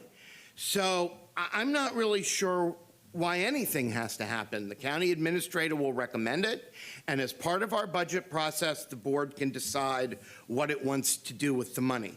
I will vote to use it for affordable housing, but I respect the fact that other board members have different views, and I've seen in the past that when those views have the majority of votes, that's what prevails. It may be that we may get so excited about item G1 that we want to find a funding source for our part of the project to provide the veterans housing that is envisioned there. Maybe we'll want to have this money available to us as a possible funding source for that. But the point is that it's available to us, and it's our decision to make as to whether or not to spend it. And regardless of whether we have the ordinance or not, and regardless of whatever way we designate it, at the end of the day, if it's got the votes here, it can be used for whatever purpose we decide. There's no board that is bound by what a former board did. We've shown in the past that we can make the decision to spend the money differently. And I just want to close by saying that I believe that that's totally consistent with the way I voted for the past when I've been on the majority or when I've been in the minority. And, I very much will be supportive of any item that comes up this year that can put more money toward fire stations. Anything that we can do to find money in the unincorporated budget, including a millage swap, if that is the direction the board wants to go, is on the table. But to me, to take the countywide affordable housing funds that the board has shown that it's capable of allocating any way it wants is just not a sensible way to move forward. Commissioner Miller. Thank you, Chair. I want to go on the record as well in saying that I fully support fire rescue. As you know, those fire stations are most needed in my district, and so I have complete compassion for where you're going with this. I also agree with many of our speakers tonight and my colleagues that affordable housing is a critical issue. However, I don't support Ordinance 1919, which forces the county administrator to allocate the $10 million annually from the county's budget to a single nonprofit organization, regardless of performance outcomes and its changing community needs. This rigid mandate line item strips the administrator of her discretion necessary to manage the county's budget responsibly. It is fiscally irresponsible to tie the hands of our leadership with permanent directives that lacked accountability and flexibility. Furthermore, as Commissioner Wustel noted, there's already, I think it's the exact numbers, 127 million left in the affordable housing department funds already, with it expected, another 397 million coming with the grant. Taxpayer dollars should be directed through accountable, transparent, and performance-driven processes, not locked into an automatic funding streams. For this reason, I would support a full repeal, as Commissioner Wustel noted, of Ordinance 1919 and advocate for those more responsible measures. Commissioner Myers. Thank you, Mr. Chair. This is a tough situation because we all know and we all say as board members, public safety is number one. And we know our current budget, we have over 60% of the funds in the current budget right now is for public safety. But Commissioner Bowl, I'd like to ask for a point of clarification on your motion when I read this Friday night. And it says provide any new funds allocated to the trust fund established by the Act. So are you saying like the $10 million remain in the budget and any new funding be added? Can you explain that so I get a better interpretation for me? So since new funds are only, as I said at the beginning, and Bonnie certainly jump in at any point in time if you don't, she allocates the funds, basically presents them as an allocation to be placed in that line, and we can go up to 10 million. We have not done that the last 2 years. So it would be the same process up to 10 million for public safety. And just to, it's not just about whoever keeps bringing up just fire stations, which is certainly, I don't want to get into that because that has a whole thing in itself. The sheriff needs, just to get to FDLE per capita rates and what happens with here, our local jurisdictions that surround us, he needs 500 new deputies based on the population increase. We're under that FDLE standard. We don't meet the national standard for response times in our areas. But getting back to what you're asking about, any new funds that would be approved would go into the fund. Any funds that exist currently, if there may be a balance. I believe there was a somewhat of a balance.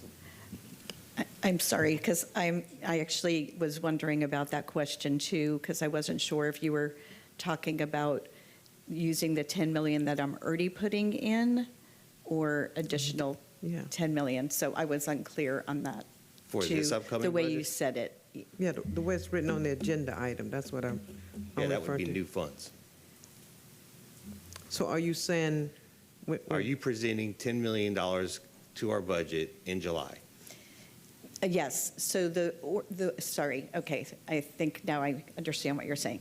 So the ordinance requires me to put $10 million into the budget each year. We do that as an administration. However, the board decided to use $8 million for another purpose. Therefore, only $2 million was put in the budget in the end, in the adopted budget last year. So when we present the new budget in '26, we have to add $8 million more than we had because we already had 2 to bring it up to the full 10. So I will be presenting, unless something changes, I am forced to put in a budget to present to you that has $10 million. And that's how I understand it. You're Okay. forced to do it, which Right. is one of the problems that Commissioner Whistle and Commissioner Miller have Right. with the ordinance to begin with. But if we're forcing you to do it, and we have 700, or let's just say $400 million that are going to be dedicated through affordable housing through HUD that we have to use in 6 years, I'm looking at, well, we have 28 stations that we're behind. We have 500 deputies we need. I know we have CIT funds which have to be dedicated only towards capital and projects. They can't be used for operational costs. This can maybe help us put a little mason jar on top of the fridge in the back room here that we can start collecting those funds and putting them aside so that we can start getting ahead, acting proactively and looking prospectively at what our needs are, not necessarily always being reactive in doing so. I will say, though, at the same time, I've been, from the perspective of one being a staff employee and now sitting here, that over the last 5 years, this board and staff has done an excellent job of taking care of all of our public safety needs. So, but does that answer your question, ma'am? Yes. So in the past 2 fiscal years, the affordable housing amount was reduced to $2 million this fiscal year and the last fiscal year, which we did reprogram some of those dollars to support the YMCA, Grace Point, and TGH. We use those dollars to support other community service projects. I would not like to see if it's going to be reduced again, because we do have other needs, and I have other needs that come up in my district that the budget cannot accommodate. And so when the request came from, I believe, Commissioner Wustel last year again, I used some of those dollars, like about $4 million, to take care of some immediate needs in District 3.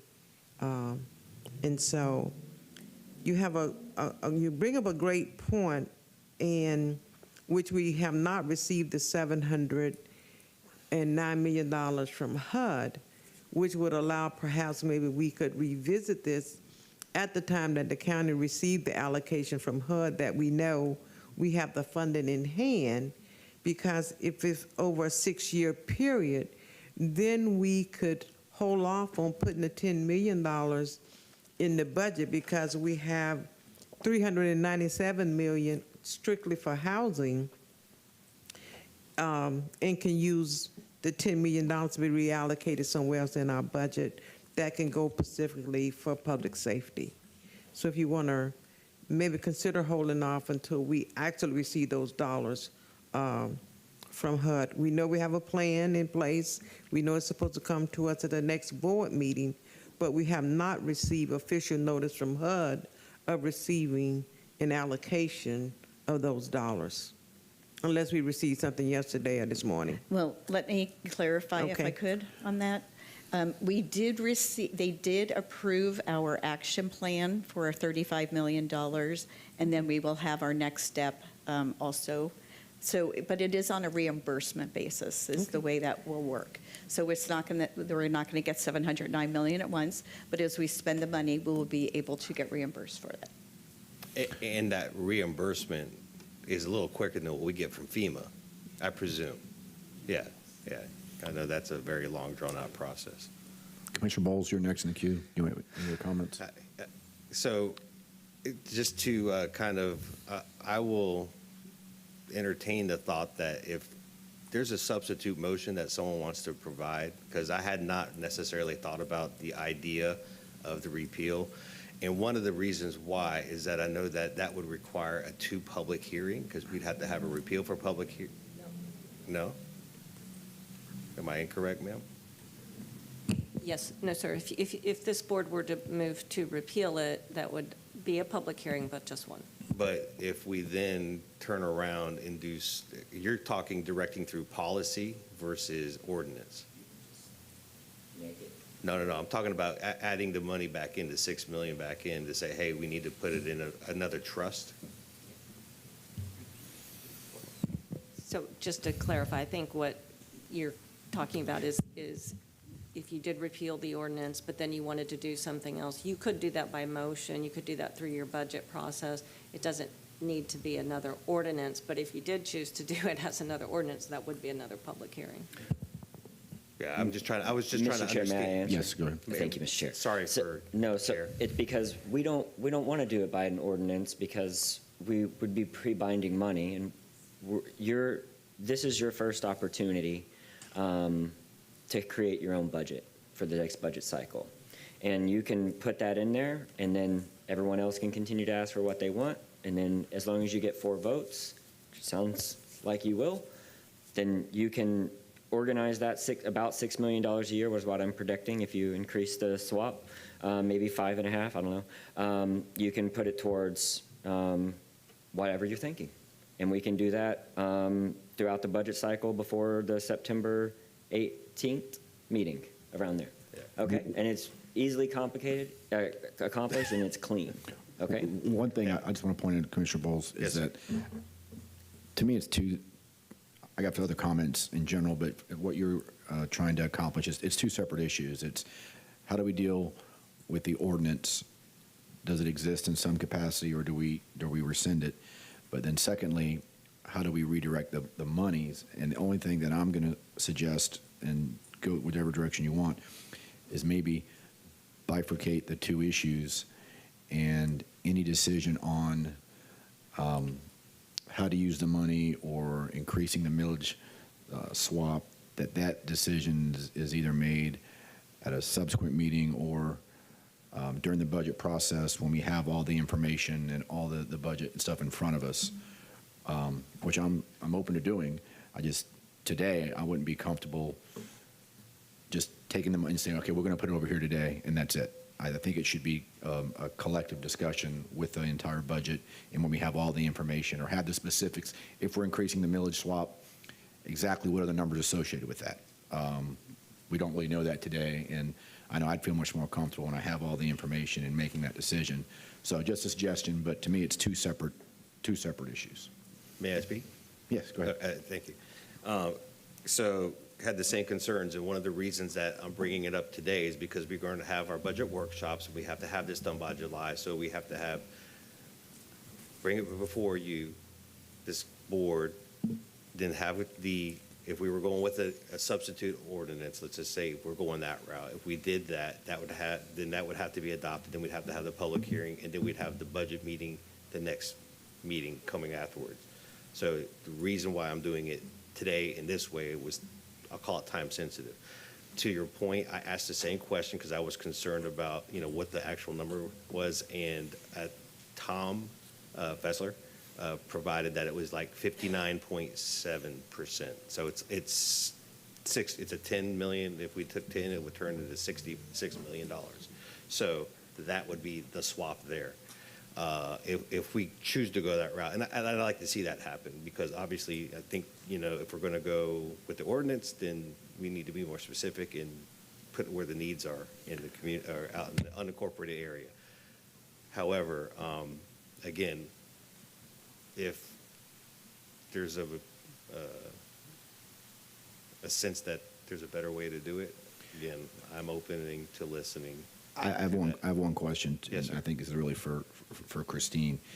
If your concern is timing and it being sensitive and wanting to prevent the fact that Bonnie has to put the money in her budget, it seems to me we could make the decision today on rescinding the policy, which would prevent her from putting in the money, which accomplishes your initial goal of avoiding having to go through that exercise.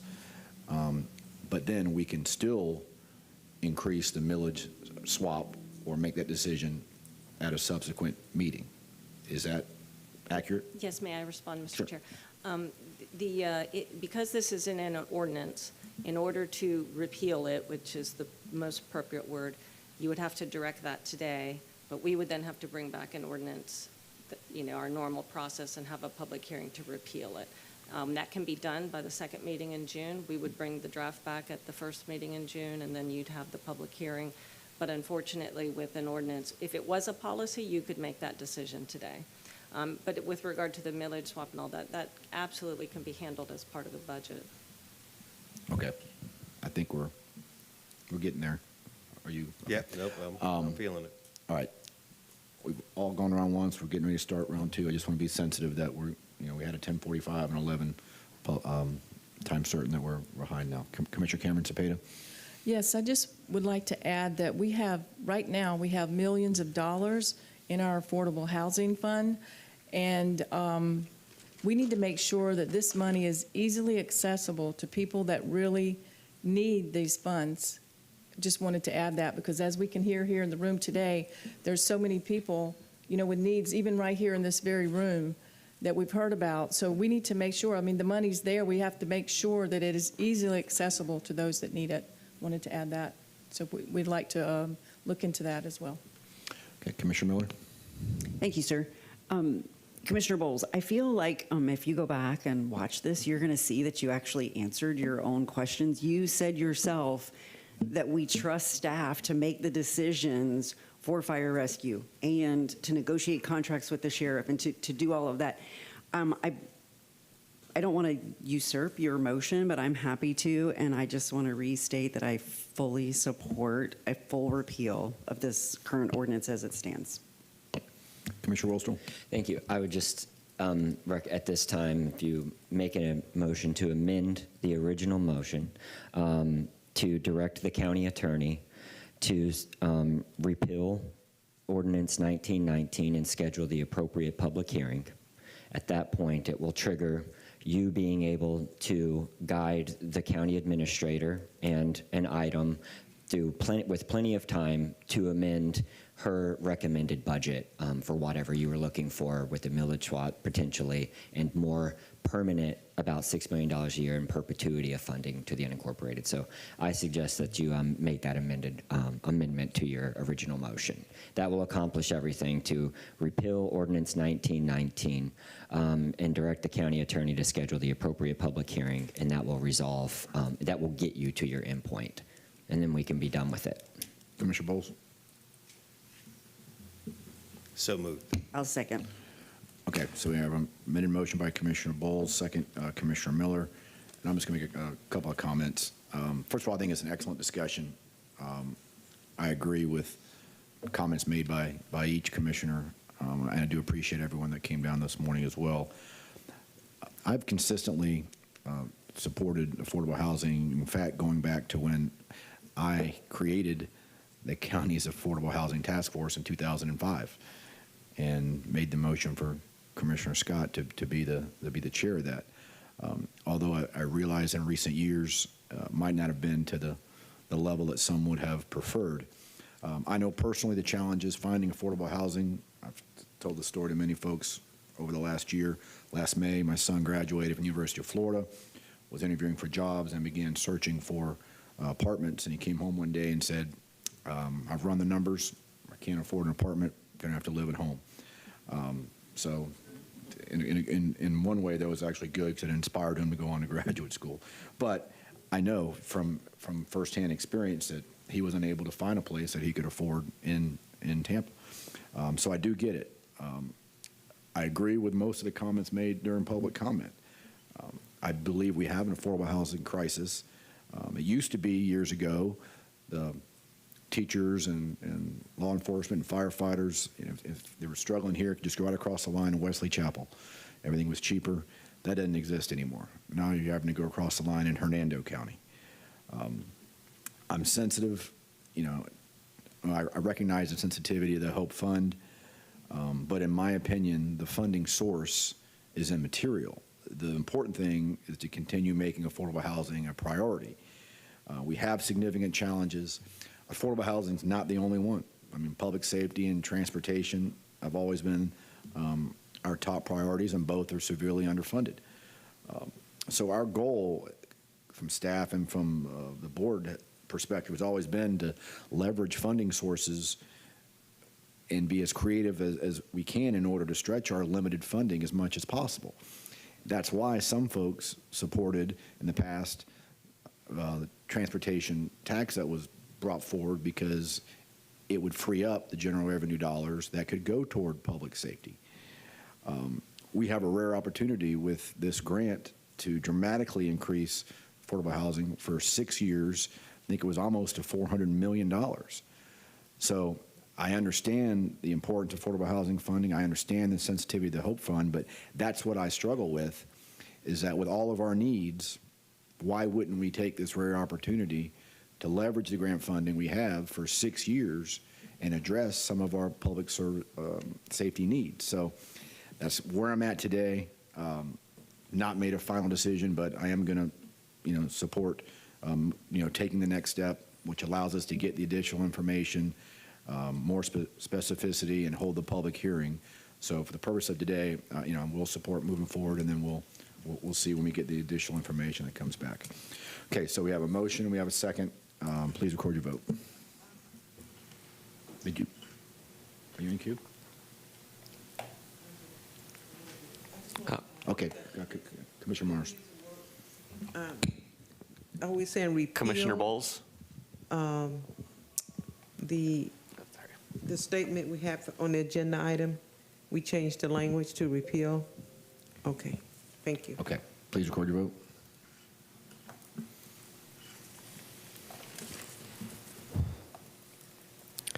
Motion carried 5-2. Commissioners Cohen and Myers voted no. Okay, Bonnie, 1045. Yes, the next item is 1045, item B3. This is regarding the comprehensive master development plan for the Mosey site. And while the group is coming to the podium, Ron Barton will present this item. I think some of you mentioned already today, we had a big transformational project last meeting with the Sheriff's Complex, and then this is another one for our community for decades to come.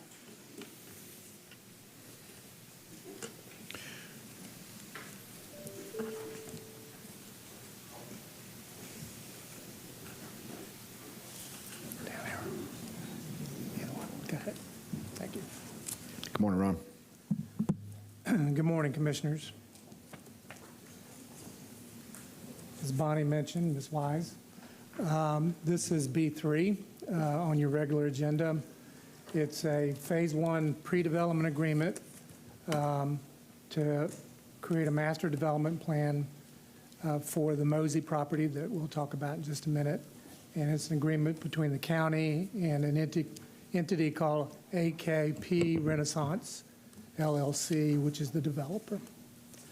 And before I get started, I think there are a couple representatives, John Nertney, Carlos Alfonso, and Counsel Jim Schimberg are here as well from the developer group.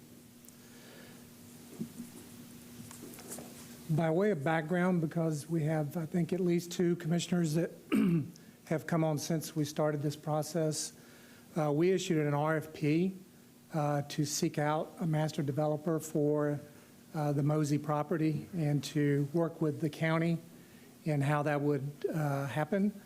In June of 2024, the board, in fact, approved the staff recommendation for Alliant Partners, which in effect is the AKP Renaissance LLC.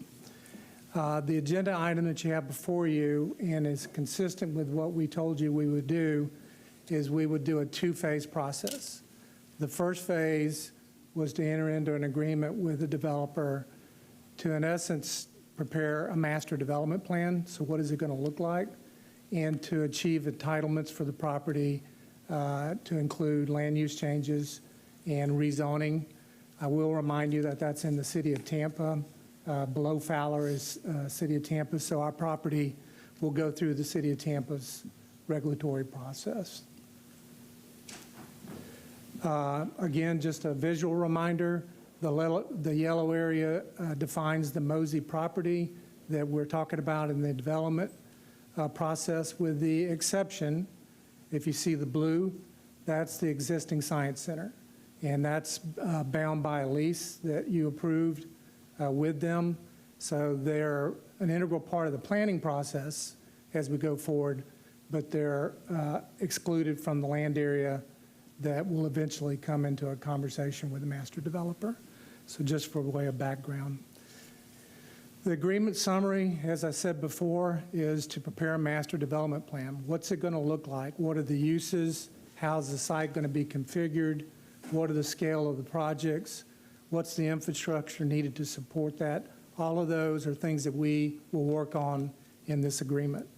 And then with that development plan, we'll go to the city and amend the land use plan to be consistent, as well as the rezoning that would support the master development plan. So those are the elements of this agreement. The terms are a timing of November 30, 2026.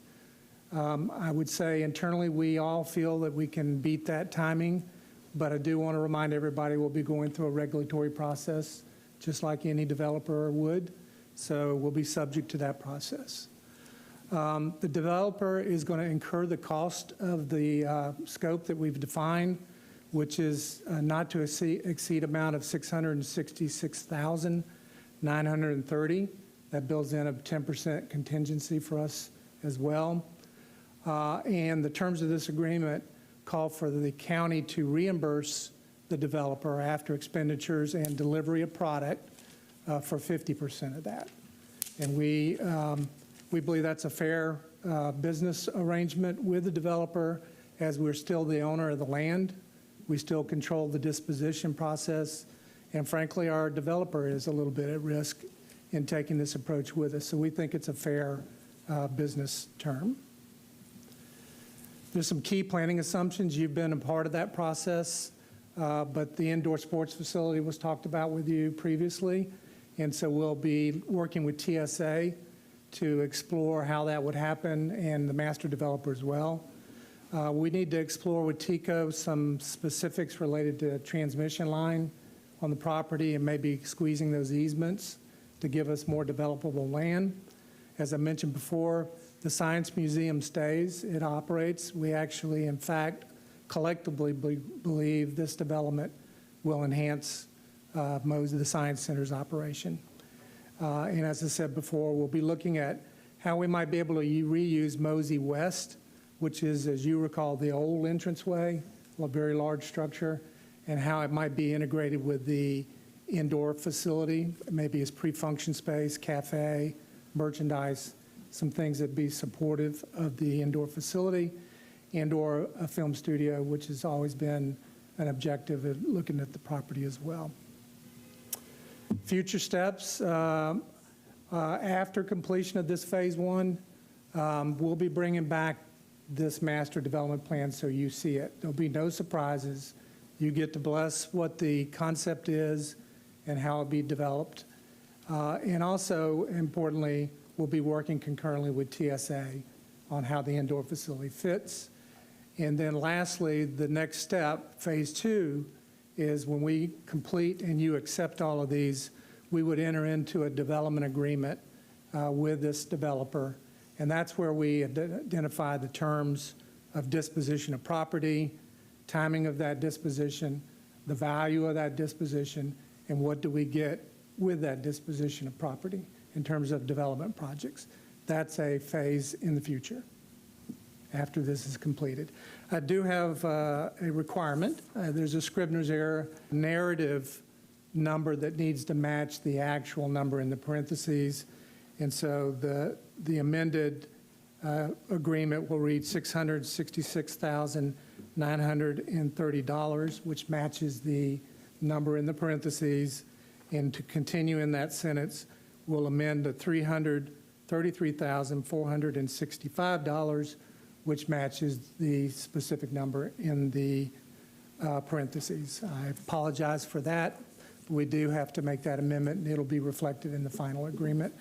With that, I'm available to answer any questions. All right. I'm the one that brought this forward, so I'm going to make a couple comments, and then I'll open it up. But excellent job in summarizing where we are. I mean, this is a complicated, challenging endeavor that we're moving toward, and I know you and staff's put in a heck of a lot of work and time, and appreciate all the efforts in this. I guess we're essentially, you'd characterize this going into the planning phase, I guess you would say. And a question I have, I know that it's taken 11 months to get us here since we first chose the master developer. I know we had the hurricanes, and we intentionally waited until we provided direction on the indoor facility, which we did last meeting. So I guess just the question I have, and I know that we have until November of 26 to officially go to the next stage, but how long do you anticipate this phase being, and is there any way to accelerate this process? Yes. Well, as I mentioned earlier, we have an expectation, and I say we collectively, the developer and the county staff, have an expectation of expediting this part of the process. As I mentioned, we are in a City of Tampa regulatory process, but we're all good at what we do, and so is the city, and so we're looking forward to that process. I would say spring is really where we want to try and put the finish line. We'll be filing for land use changes in August, and rezoning will follow not too far after that. So we have all intention to expedite collectively as a team. Excellent. And then I want to stress what you mentioned, that we'll still have several bites at this in the decision-making process as far as approving the development plan, the development agreement. I guess the next phase, the development phase, is where the deal is actually negotiated. Correct. The terms and so forth. Okay. One thing I want to point out on the, I guess it's slide 6, and the key planning assumptions, and then you touched on this, but the last bullet, it ends with explore alternative reuses for Mosey West, such as pre-function and logistics space for the proposed indoor facilities and/or a film studio. And I just want to make sure that we know that there's no "or" in there. That's the film studio is going to be there. It's part of the RFP.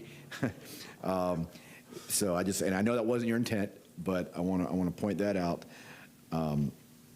Also, again, the last meeting we elected to go with the Mosey location for the indoor facility, and I also know, and you mentioned it here, that we're considering the Mosey West for the indoor. Apparently, that makes the most sense. Mosey proper, I guess, is where Mosey is going to continue to operate. As we know, they recently opened up their planetarium, which is apparently the second largest, and it's amazing. And since we know that the studio/theater will be included, I want to make sure, I personally think it'd make a good idea to consider essentially an entertainment wing of the overall development, where you have Mosey, if the indoor goes there, the planetarium, and then trying to have the studio in that general vicinity. To me, it makes a lot of sense.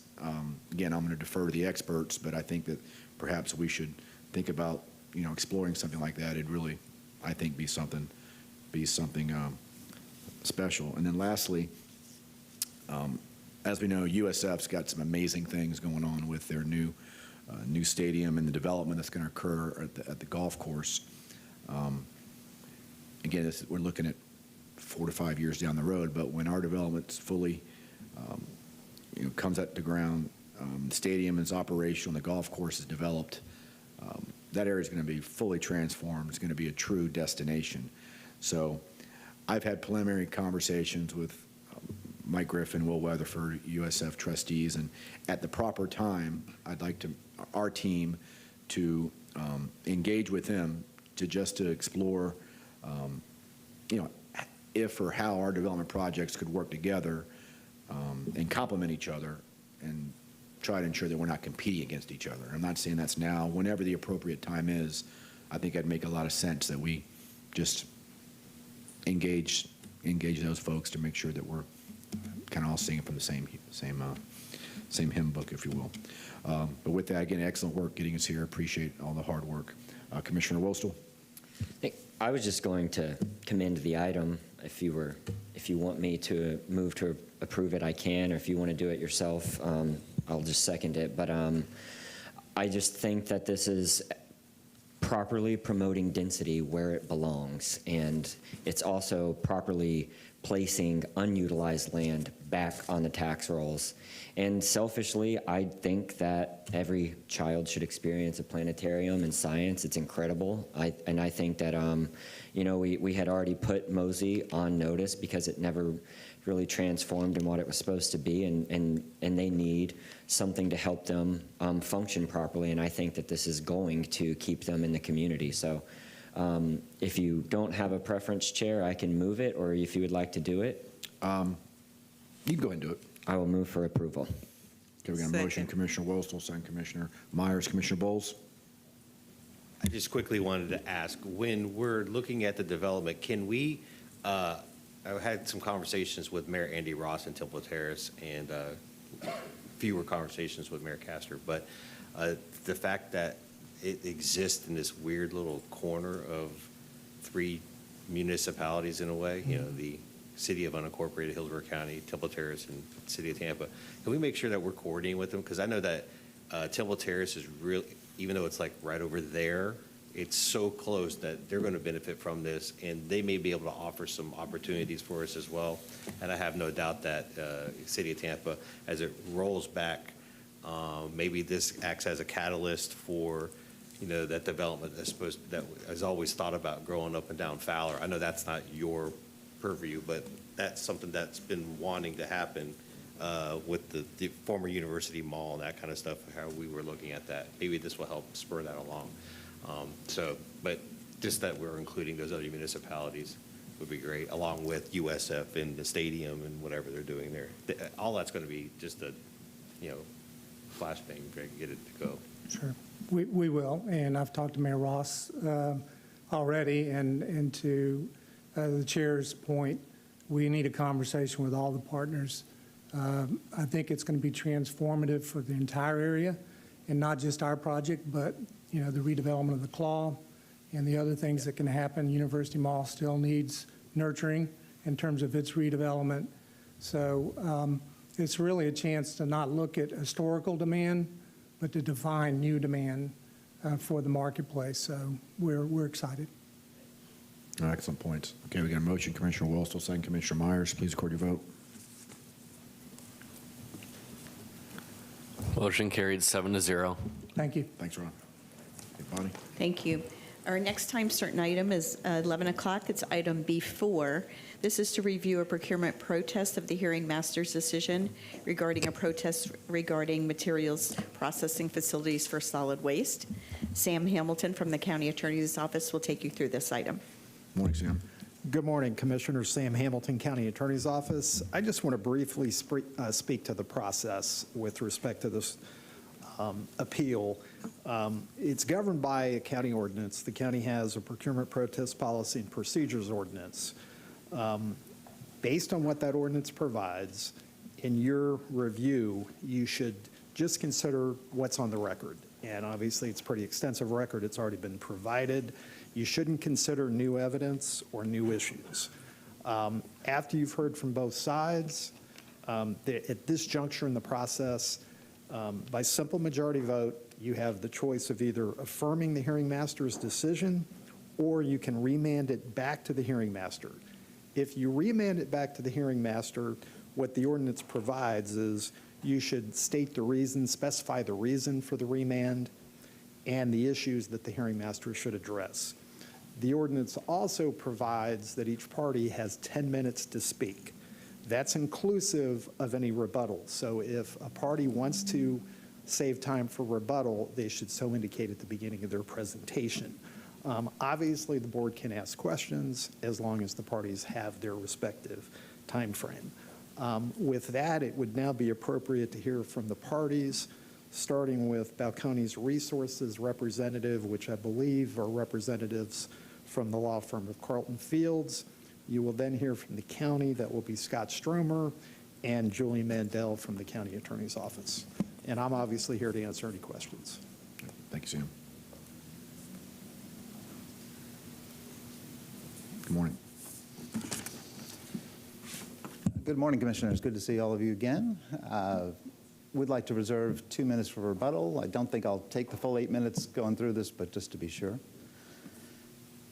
For the record, I'm Ken Tinkler with the Carlton Fields Law Firm, 4221 West Boy Scout Boulevard in Tampa, representing the applicant, the appellant here, Balcones Resources.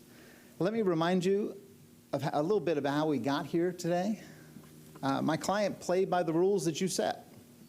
It responded to the RFP that was issued, and its bid was its best and final offer. That's kind of the whole point of competitive procurement. You're asking for each bidder to give it their best. This wasn't an auction. This wasn't a request for almost your best price. Yet the county, yes, the county reserves the right to ask for best and final offers in its process, but it also asked for unequivocal and non-contingent pricing and stated the county shall not accept alternative proposals that are outside the RFP specifications, terms, and conditions. After many months of going through this RFP process, your evaluation committee completed its work and deemed my client the #1 bidder. After that, my client came to this room expecting the board to make an up or down decision on its proposed contract. Now, that's not what happened. Instead, on that day, at what should have been the end of the process, it saw the losing bidder stand at this podium claiming that only after the RFP timeline had closed, the ranking of competitors was done, and after they didn't file a bid protest, only then could they offer the county a better deal. But only if you would issue a new request for best and final offers. They went further then. They asked that you include an alternative proposal outside the RFP, contrary to your own language. This idea of other revenue streams. And yet, this board voted to give the losing bidder that chance. I'm here today to ask you to think about that choice. Now, your process for bid protests is rather complex.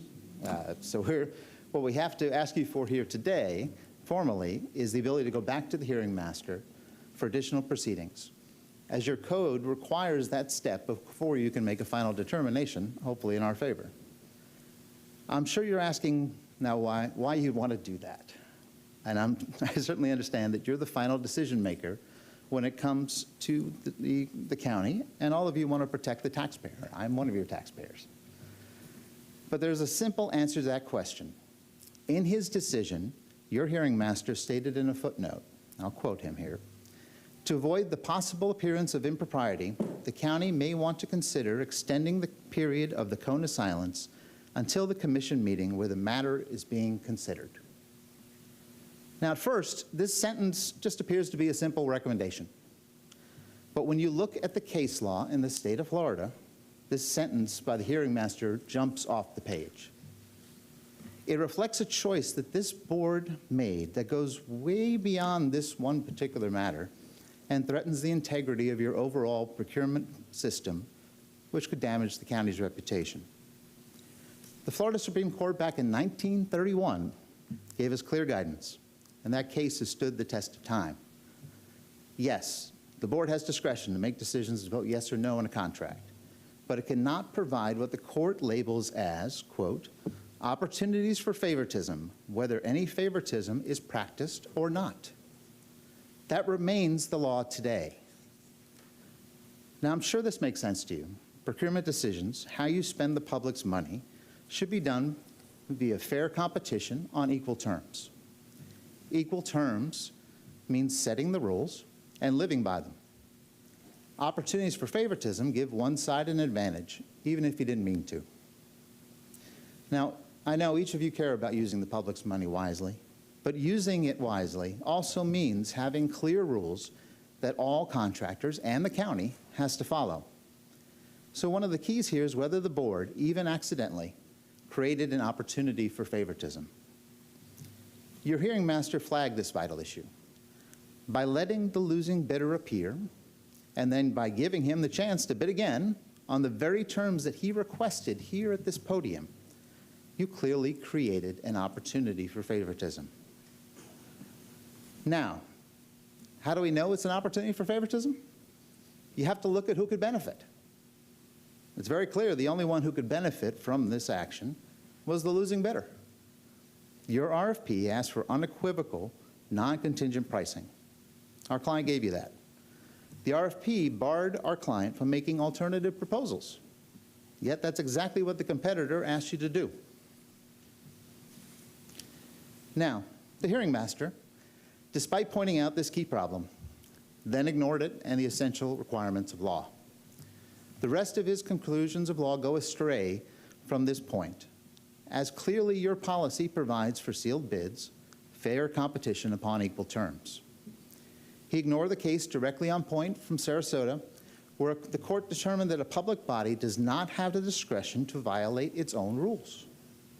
And another case that makes it clear that you can't give a substantial advantage to one side that restricts or stifles competition. Our client followed your rules. Its competition lost at the evaluation committee. It didn't file a bid protest. Instead, it came here and asked you to change the rules of the game because only now could it give you a better deal. You have now asked our client to bid against itself and on the terms requested by its competitor. Not only is this clearly contrary to law, it puts aside years of this county building a professional procurement process designed to ensure fair competition. Given this, we request that you take the only step that we can ask you to do at this stage, as we are here following your rules, and we ask that you send this back to the hearing master for further proceedings. Please ask the hearing master to specifically determine whether the process provided opportunities for favoritism. Now, he may or may not agree with me. I get that all the time. But he should take that concern and deal with it head on and apply the law, not just drop a footnote. Thank you for your time and consideration. I reserve the remaining of my time. Thank you, Mr. Tinkler.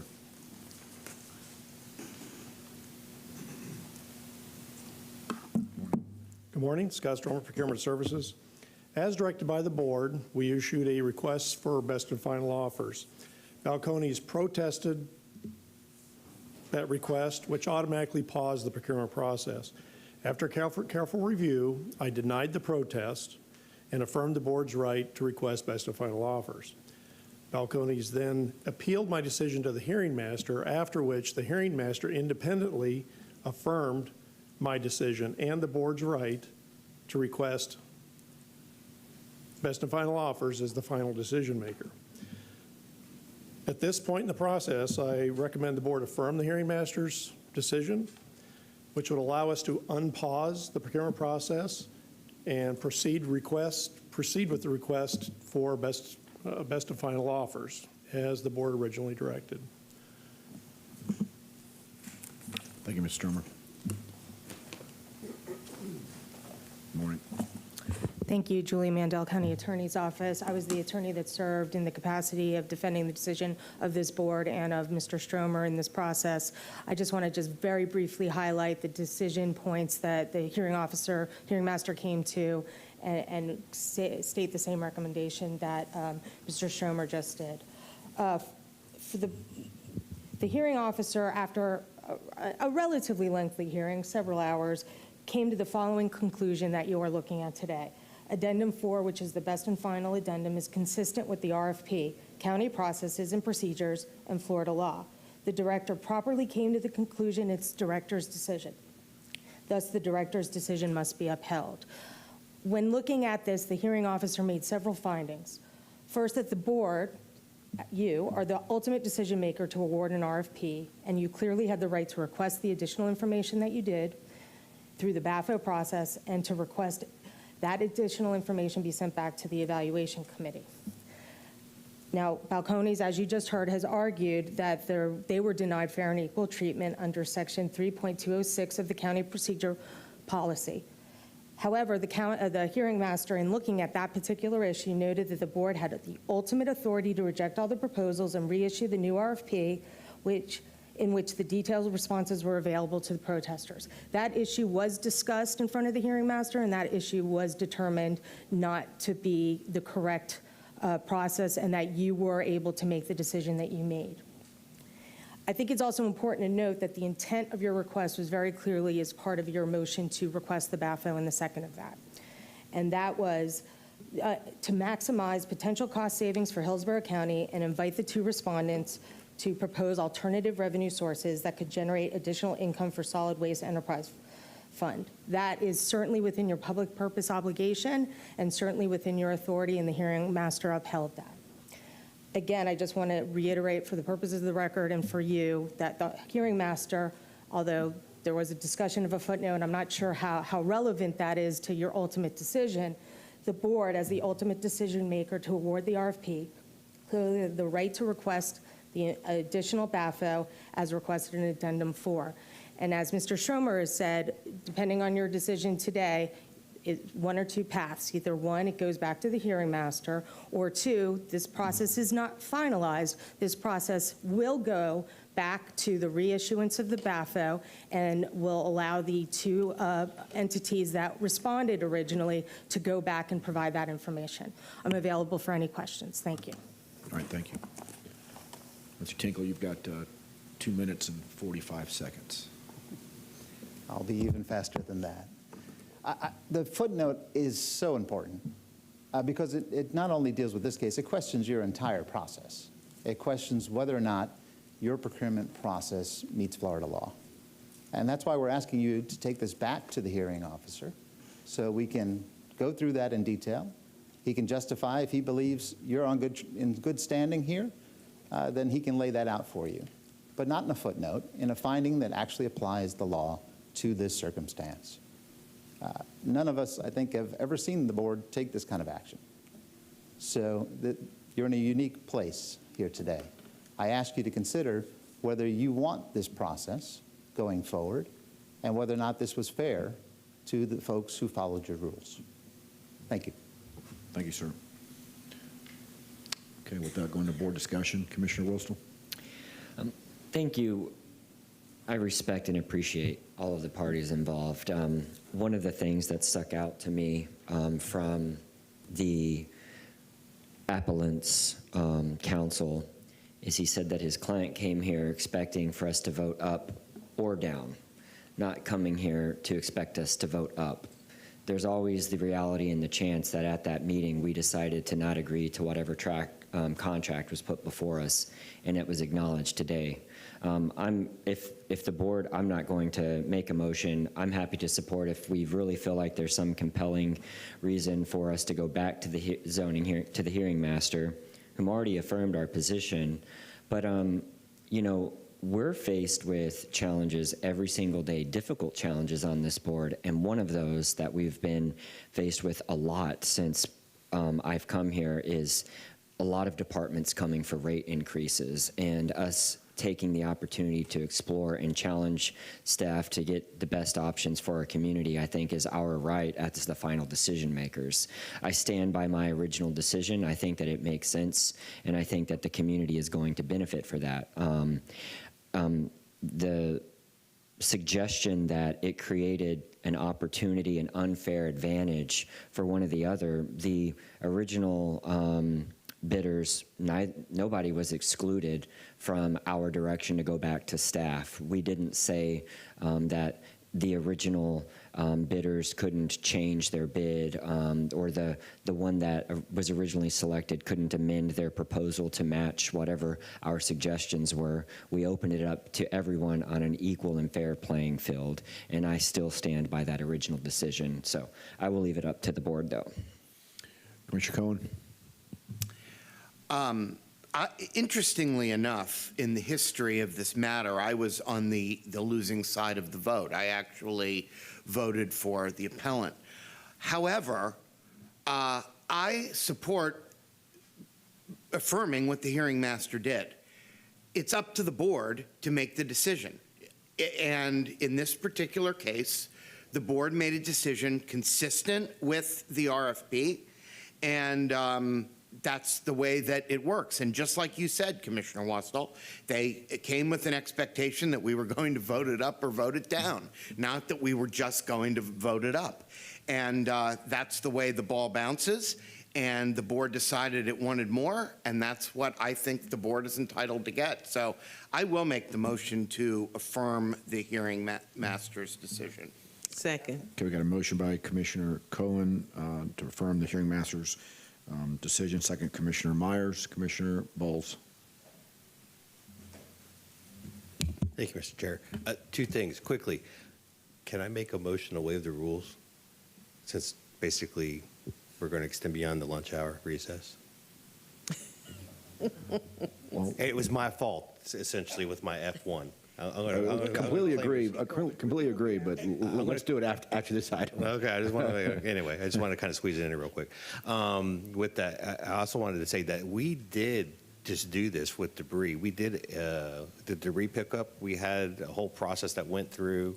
I pulled it off consent about 2 months ago. Was that 2 months ago? And it was kind of the same process where we went through and there was an appeal going on, and we put back for best and final. So I mean, this isn't the first time that we've explored kind of going this route. I was not part of the original vote because it happened in October, I believe, if I'm correct. So, but I think that there is precedent for us to do this. So. Okay, Commissioner Myers. Thank you, Mr. Chair. You know, I'm going to always support staff. And we know our procurement director, staff, Scott Stromer, always when he brings something before us, it is accurate. What we had the last time this issue came up was just a disgruntled vendor who did not win the bid, period.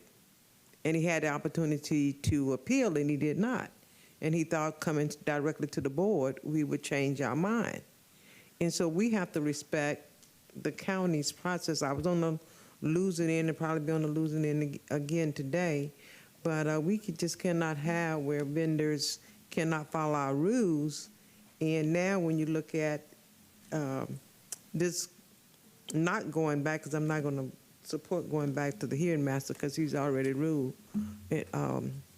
his comments on this, but we need to support our staff when they bring something before us and they're following our rules. And again, when we have a disgruntled vendor can't win the bid, then they come into us. That's just not the way it should work. Okay, so we got a motion and a second. Please record your vote. To affirm the hearing master. Commissioner Myers? All right, thank you. Motion carried 7-0. Okay, Bonnie? Thank you. The next item is item F2. This is Commissioner Cameron Cepeda's item regarding a transportation workshop. Commissioner Cameron Cepeda? Yes, thank you. Thank you, and thank you, Mr. Chair. Yes, Hillsborough County is growing rapidly, and that growth shows no sign of slowing.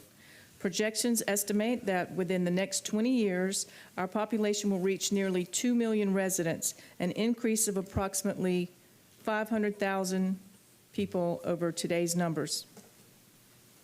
With this continued growth comes an urgent need to evaluate the capacity of our transportation infrastructure. It's vital that we assess whether our current staffing, funding, and project management resources are sufficient to meet both the present and future demands on our road network. Given the broad scope of our county, staff undertakes to maintain, preserve, and expand our transportation system. I believe it's both timely and necessary for this board to hold a transportation workshop. At this workshop, I respectfully request that staff present information on the following: an overview of all road projects currently underway, as well as those included in the county's 5-year capital improvement program, a detailed explanation of how road construction and repaving projects are prioritized and implemented, including how overlapping projects are scheduled and managed to ensure timely and cost-effective delivery, an assessment of operational challenges faced by our Public Works Department, including staffing levels, wage competitiveness, and issues with materials or contractors that have impacted performance or longevity of projects. A status update on the county's corridor preservation plan, including how any recently passed legislation may affect the plan's adoption and implementation. This information will be instrumental as we prepare for the fiscal year 2026 budget and continue to build a sustainable transportation strategy for Hillsborough County's future. Therefore, I respectfully move that we schedule a transportation workshop on July 23rd, 2025, which would provide staff sufficient time to prepare and bring forward these key insights. Thank you.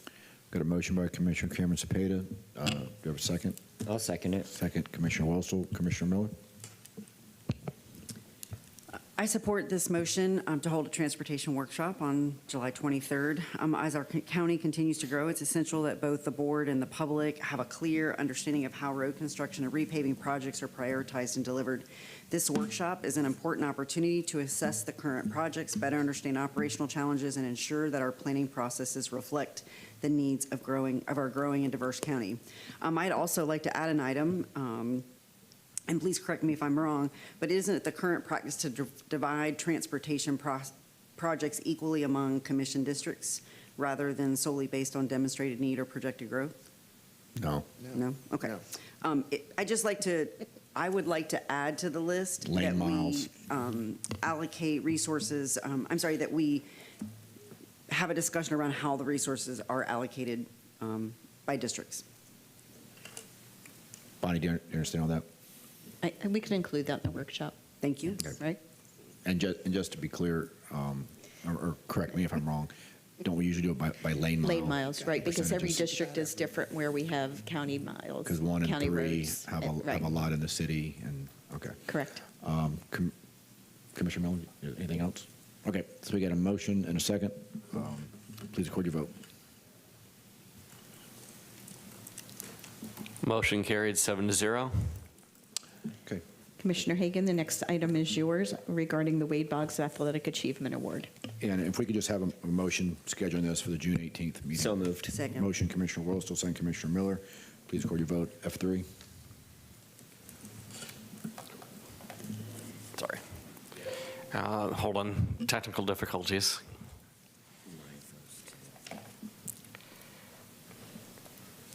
Oh. Sorry, but it's open. Thank you. Thank you. Commissioner Hagan?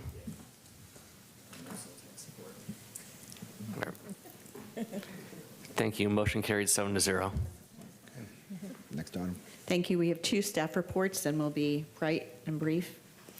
The next one is item G2. This is a monthly independent stormwater assessment report, and John Digges is here to present this item with Black and Beach and Josh Bellotti.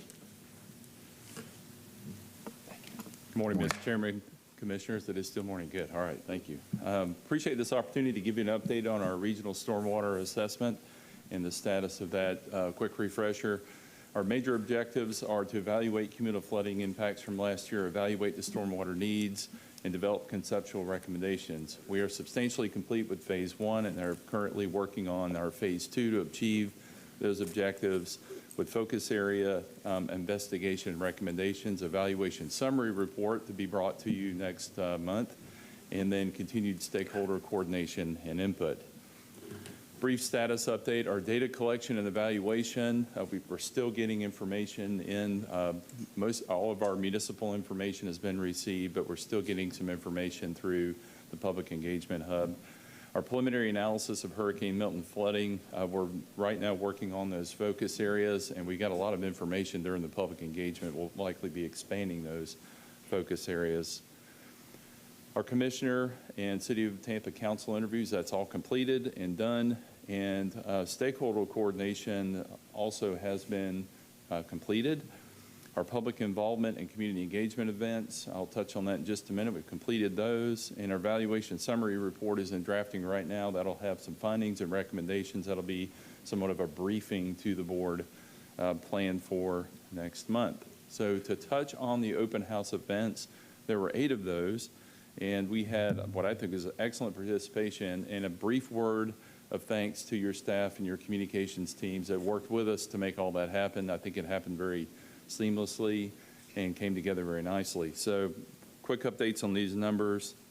We're still tallying the sign-in sheets from Monday, so these numbers will go even higher, but we had about 400 in-person participants. Some may not have signed in, so it could be even higher than that. Some better attended than others. Some were quite busy, actually. We've received 355 comments. That number continues to creep up. About a third of those were handwritten comments. 2/3 actually came in through your public engagement hub. It was my first time interacting with that tool. I think it's very effective, and I commend your communications team for working with us to get that up and functioning.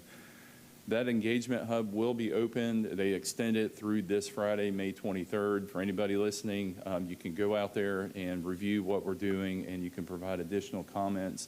And that specific information that we receive from residents is being folded into our analysis and reporting. So our potential capital and policy considerations are as follows: potential capacity improvements, flood storage improvements, new and upgraded pump stations, frequency of maintenance of your stormwater assets, your development review process, emergency preparedness, your stormwater funding program, and your interagency collaboration. So all of those are in play for analysis and discussion. And our next steps are to complete the data and public comments compilation and analysis. As I mentioned, we got quite a bit of information from the public through those engagement opportunities. Complete the focus areas investigations where the flooding was documented to be most intense, and then present our evaluation summary report with our findings and recommendations as a briefing to this board. So with that, I'm glad to answer any questions. Thank you for that report. I appreciate you very much. Commissioner Cohen? Thank you very much. And like many of the other commissioners, I attended the meetings that were held in my district at Pierce Middle School and at Jan Platt Library. I know that the citizens that engaged with you really appreciated the time, and I thought it was a very productive effort. There was one thing that came up that I want to clarify here in public because we haven't yet received the report. And if you could go back to your last page of your presentation where item number 2, complete focus area investigation. So as everyone remembers, there were maps that were held up that had specific areas that were targeted for a more intense look. And I thought that that was very good because in what I came to determine through my attendance at the meetings was that those were the areas outside of the traditional flood zones where the flooding occurred and it affected people who were not told to evacuate or did not have flood insurance because they didn't consider themselves to be in danger of being flooded. I think it's extremely important, very, very essential that we address those areas. But the people that live in the coastal high hazard area, particularly the ones that came to the Jan Platt Library, were very upset that their neighborhoods that flooded were not included. Davis Island, Sunset Park, areas in the South Tampa Peninsula where people's homes were literally destroyed. What I explained to them, but I don't know that was clear from the visuals, was that the fact that the areas that were targeted for more intense study were identified, it wasn't that they were being excluded. It was that they were in the coastal high hazard area. They were told to evacuate. They were living in areas where flooding was expected, not where flooding was a surprise.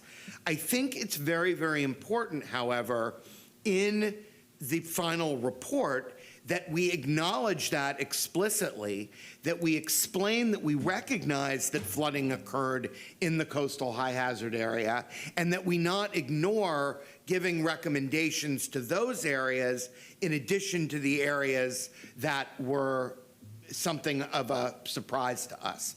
Even if someone expected flooding based on their evacuation zone and their flood zone, they still need to be addressed in terms of what, in this particular case, it would be the city of Tampa, but whoever the responsible jurisdiction is, what mitigation efforts might be taken in the future to help reduce the amount of flooding.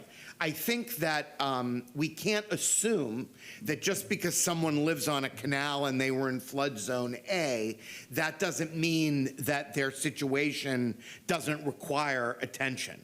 So I wanted to say that now before you write the report, so that everyone feels as though they're being spoken to when the results come out. And other than that, I just want to again commend you for what I thought was a really, really thorough effort. At both the meetings, people stayed late.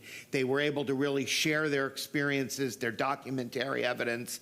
I know that you've met with everybody and received all of that, and I think we're getting exactly what Commissioner Miller and the board asked for when this motion was originally made. Thank you for your comments, Commissioner Cohen. It's interesting that you brought that up because I had the exact similar experience. My first event that I attended was in one of the unexpected areas, and so it didn't come up. But this past Monday, when I was down closer to where the first storm, which was near storms, it came up. Why are we not on the map? I don't understand. So I do think addressing it and making sure that we have the appropriate comments back to those areas is equally important. So thank you for explaining it perfectly. I appreciate that. Thank you for this report. I hope that, anytime I've been out, I've encouraged people to come back and watch the videos to get updates if they're looking for very specific information. I did want to note that they have a few days where they can still respond and get their information in. So if you're in the public and you're watching, I implore you to get your information out there and so that it can be part of the report. Thank you very much. Thank you. Thank you.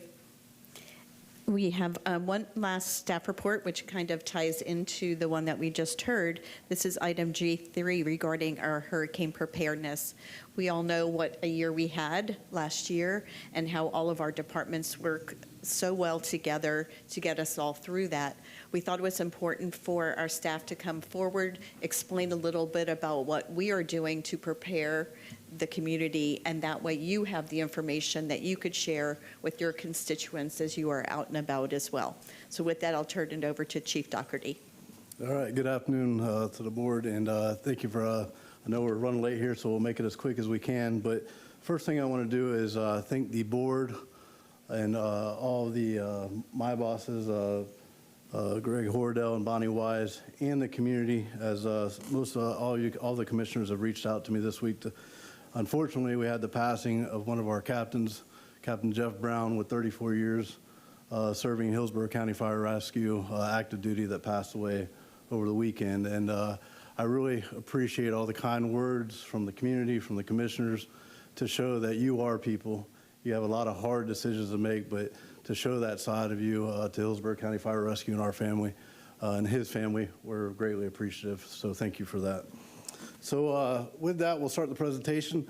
11 days to hurricane season. So hate to be the bearer of bad news, but it's upon us. So we got a heck of a team back here today that's going to present to you and show you what we've done and some improvements we're going to try to make going into this hurricane season from last year.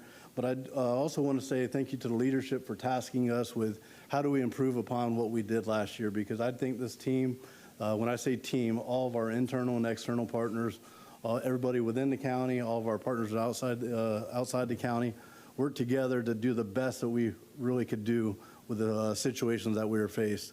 So thank you for the leadership, like I said, to task us with how do we improve upon that. So we're going to share that today. And the last thing I want to say before Tim gets up here and presents is to the citizens of Hillsborough County, we're here to serve you. We have a tremendous team. If you look behind me, the leadership in this room behind me and in front of me is second to none. And at the end of the day, we're here for each other, to take care of each other, and that's what we'll do in the hurricane season, no matter what we're presented. So with that, I'm going to introduce Tim Dudley and his team, and they'll go ahead and make a presentation for us. Thank you. Good afternoon. Ditto what the chief said. We had a lot going on last year, and then a lot of great things that took place, and we look forward to having the opportunity to close the gaps. As you can see up here on the slide that's presented, we're looking at another active season similar to what we've seen last year, and you can see that we're averaging high, as it's demonstrated, above a 30-year trend. So here's some of the things that we've been doing in the Office of Emergency Management. We have published and distributed the after-action report and improvement plan for our internal and external partners. All the departments and all the teams, we've been working closely with those folks one-on-one to close any gaps that we may have before we go into this 11-day season. Also, we're going to be leveraging technology, and one of the things I wanted to point out is Crisis Track. Crisis Track is a software that we'll be using for damage assessment that will allow county damage assessment team and all 3 municipality damage assessment teams to push all damages onto one platform, which will allow us to be more efficient, pushing our damages up and painting that picture a lot quicker, moving that to the state to be a part of that declaration process a little bit quicker. Also, we continue our community outreach and education. We have trained with our partners at the Port of Tampa Bay for their annual tabletop exercise, and we just completed another exercise with Tampa International for their annual exercise as well. And along with the county administrator and deputy administrator and other leaders, we also completed EOC Readiness Week, where we bring the team in and do some intimate training for the readiness for the season. Our public works team, they've been hard at work since we've seen the impacts. They've been cleaning pipes, cleaning ditches, trimming trees down. I'd like to point out that they've done over 3,000 inlets have been cleaned and still going. It's a tremendous effort. The county is rather large, and we saw a lot of impacts all around the county, but the teams are dedicated to making sure that our stormwater systems operate as designed. So they're looking at rebuilding and replacing 3 stations, 3 pumps, and 6 control panels by June as some other areas of improvement. We're going through negotiations to update the debris removal contract as well. And they've completed over 350 stormwater inspections and still continuing through the process to ensure we're ready to go. Our solid waste teams, they're working with the public. As you know, as you receive those impacts in your home, the second, third order effect, if you have too many hazardous materials in your home, it caused that recovery to be a little bit longer. So we're going to start that education process now and why it's important to take advantage of removing those hazardous materials. They're photographing all of their sites so that we know what it looks like before and after impacts to help improve that FEMA process.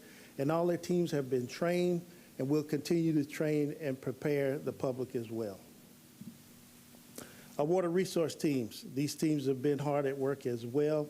They're completing hurricane preparedness exercise within their department and how to best respond and be more efficient.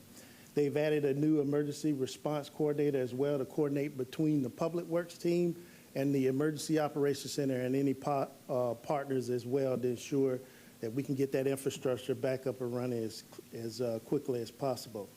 They've put an emergency contract in place that will give us access to 50 hothead pumps. That was something that we needed critically last year, so we're pre-positioned to get that equipment in here a lot quicker. And we've put some real-time alert systems in place, over 1,000, so that we know what's going on out there and have a better look at how we need to respond. And we've added more mobile generators as well and heavy-duty equipment along with fuel trailers so that we can be more responsive and get those systems up and running and move what we need to quickly.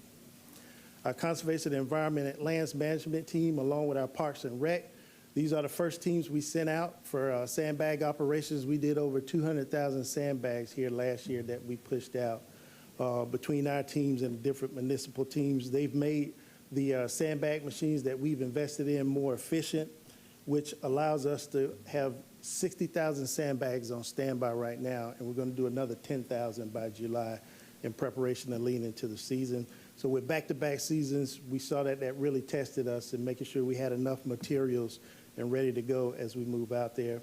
And in our parks, we have a lot of beautiful parks, a lot of beautiful trees.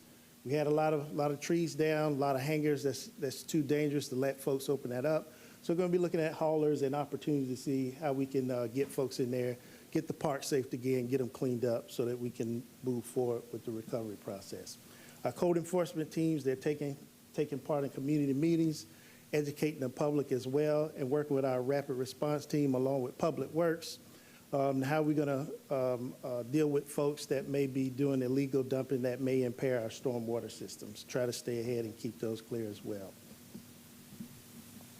Our shelter readiness teams, training is ongoing. They've 64%, and we'll be ready to go before we get into the next event. So they've been working hard to make sure that our shelter staff, they did a phenomenal job last year. We had over 15,000 folks in our shelters at the height of Milton. Did a tremendous job. We've worked with our school district. We've done our annual walkthroughs of all the shelters to make sure that they're ready to go and that their teams are trained and that we've addressed any gaps that we may need to. And we're also taking a look at making sure we have enough diverse language, signs, and postings so that we can reach everybody and communicate effectively as they come into any of the county emergency operations. And our affordable housing team, they've done a great job. They're still cleaning up here recovery for Helene, Debbie, and Milton as well, for some of our folks that still haven't been able to get back in their homes.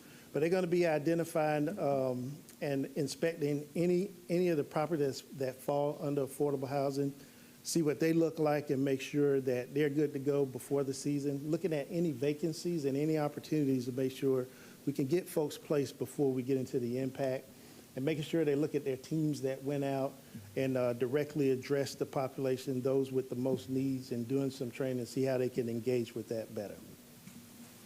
And our digital media team, we've also, county administrator joined us down at the Public Safety Complex in April for our annual meeting day, where the media had an opportunity to look at our search and rescue team, some of their equipment, some of the rescue equipment, our new solar charging stations that we'll be able to deploy now that our procurement team helped us add to our inventory. And we're going to continue our Make a Plan Monday program. We started that last year with a focus on how to prepare your home, how to shelter safely, and also mobile manufactured homes, EVs, and boats as well. And we want to take a look at making sure that we improve our Stay Safe. We had about 90 million people hit our Stay Safe page at the height of Milton. So we know folks are coming to us as a trusted source. So we want to take a look at how we can show them how to plan better, what actions they need to take, and what recovery actions that they need to take as well. In our development services team, this is a hot ticket item as we've had thousands of homes under substantial damage and moving through that process. We deployed permitting teams out, so they're going to take a look at how they can make that more efficient to send them out to high impact areas. And also they'll be exploring online opportunities for those that have access to the internet, how they can file, and we make that less impactful for them and help them move through the process. And our pet services resource team, they're ready to go. We have 19 pet resource trailers that's outfitted, resourced, and ready to deploy as needed. So they did a phenomenal job as well last year, taking care of the families and the pets as well. All right, I'll stop right there for any questions. Yes, sir. Thank you, Tim. Two brief things to add. Number one, the county administrator has tasked us as a result of really every storm season coming back and looking at everything we've done and making sure that we're prepared and ready. I assure you, we are prepared, we are ready. The team behind me, I'm incredibly proud of. They've done a fantastic job in responding not just to last year, but every year. And I just want to assure you and members of the public that we will be prepared for whatever the storm season brings.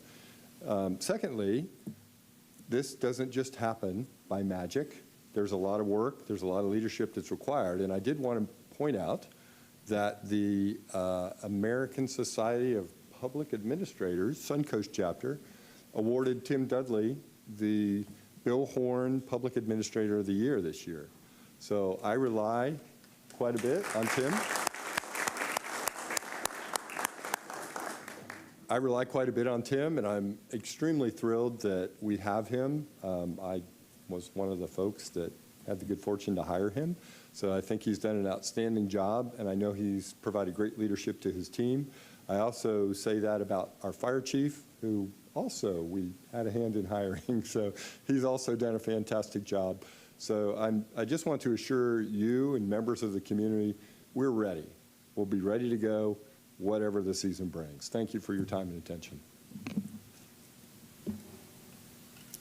Thank you for that. I don't know if you all saw, I had one of my aides come and take the picture. What a powerful statement. I don't know whose idea it was to bring all of you in here, but I can say from somebody who was sort of thrown literally into the deep end after being appointed by the governor into 3 storms, watching you all in concert do what you do best, what you've been training for, many of you for your entire careers, was fascinating and was so encouraging to me as a leader now in the county to know that we are in good hands. It was phenomenal to watch you all do your work, and I cannot thank you enough. I'm grateful that you gave this update. I felt like I know it, but now the public will hopefully be able to come back and look and see how prepared we are. And with that, I would like to recognize Commissioner Bowles. Thank you, Madam Chair. I just want to say, fantastic job. One, I was part of it on the front side, and then certainly as we went through the year, things changed for me. I know how important staff is. I know how important all the directors are. You guys are doing a phenomenal job. I can't say enough about it, and I truly appreciate that. I honestly do, because I understand how difficult it is being out there. It's not as easy, and even our county administrator knows how sometimes it's difficult hanging out at the PSOC for a week. But that being the case, you guys have done, men and women have done a fantastic job out there. I want everybody to know that we're here to support you 100%. And more in certainly anything that I can do. I mean, I think it goes without saying that I'm behind you, certainly in emergency situations, and really appreciate that. Thank you. Commissioner Kimmer-Spadon.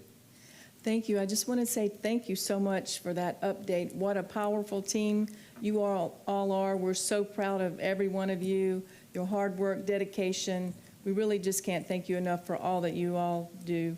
And we love you all so very much. And wanted to congratulate Mr. Dudley on your well-deserved award. And you all are awesome. Thank you. Commissioner Cohen. Thank you very much. And I share the same sentiment that everyone else just expressed. It's a tremendous pleasure to work with all of you. And I know how trying it can be at times.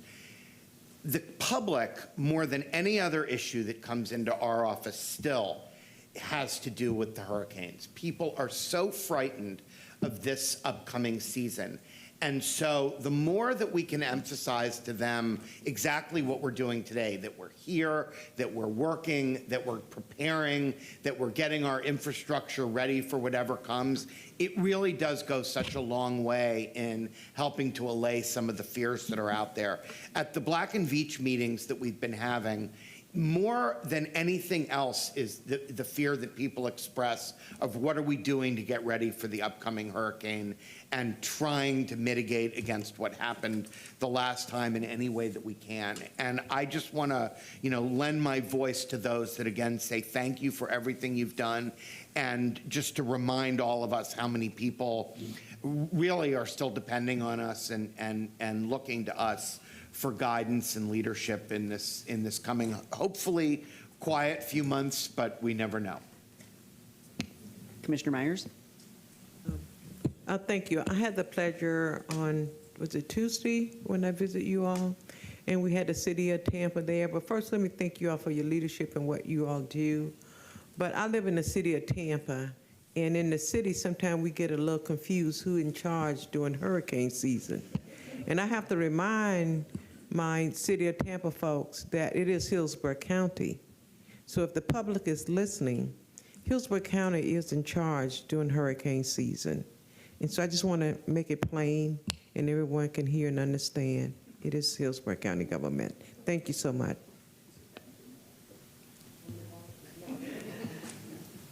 I just want to say I'm sure that Commissioner Whistle and Commissioner Hagan would also be very willing to thank you from the bottom of our hearts. Thank you for everything that you do and for being so prepared as we start it again in 11 days.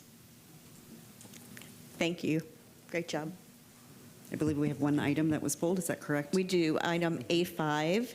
This is regarding an artist's rendition of artwork at the roundabout of Duran Road, Little Road, and Dover Road. And this was pulled by Commissioner Cameron Cepeda. Item A5. Yes, ma'am. You're recognized. Thank you, Madam Chair. I would like to respectfully make a motion to defer agenda item A5, which involves the approval of an artistic rendition for a roundabout until our next board meeting, Board of County Commissioners meeting. While I absolutely support the value of public art and beautification, I have serious concerns regarding the proposed cost of $95,000 at a time when our county is facing pressing needs, whether it's funding for sidewalks, portable pumps, we have fire stations that need upgrades, and installing traffic signals in our neighborhoods where people are pleading for those. And I could go on with the list of things that we really need in our county. But I believe we must be thoughtful and fiscally responsible with how we allocate our limited resources.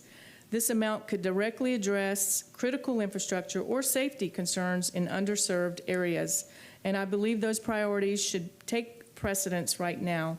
Additionally, I'm concerned about the potential for visual obstruction at the roundabout. Safety must remain our top priority, and any installation in that space must minimize distraction or obstruction for drivers. For these reasons, I move to defer this item and request that staff return at the next meeting with lower cost alternatives, such as landscaping enhancements like flowers or simple design elements that would still beautify the area while being more cost effective and mindful of safety as well. Thank you. I'll second that. I just want to say for the record, this was not my flag item. There was some confusion as to that. But I do want to just mention that in August of 2024, I was brought a very similar thing in my district, a same cost statue, sculpture to go in a roundabout. And it was brought to me as a courtesy. I guess they bring the district commissioners those as a courtesy prior to they're done. And even though I am a huge supporter of public art, and as you all know, of the arts in general, I actually had a similar concern, and I indicated that I wasn't going to be able to support the particular project. I thought taxpayers would be offended by the expenditure. So I understand where you're coming from, and I'm going to support your deferral till the next item. Thank you. Thank you very much. Commissioner Bowles, you recognized? Okay. We have a motion on the floor by Commissioner Spade and a second by Harry Cohen. I see no one else in the queue. Please record your votes.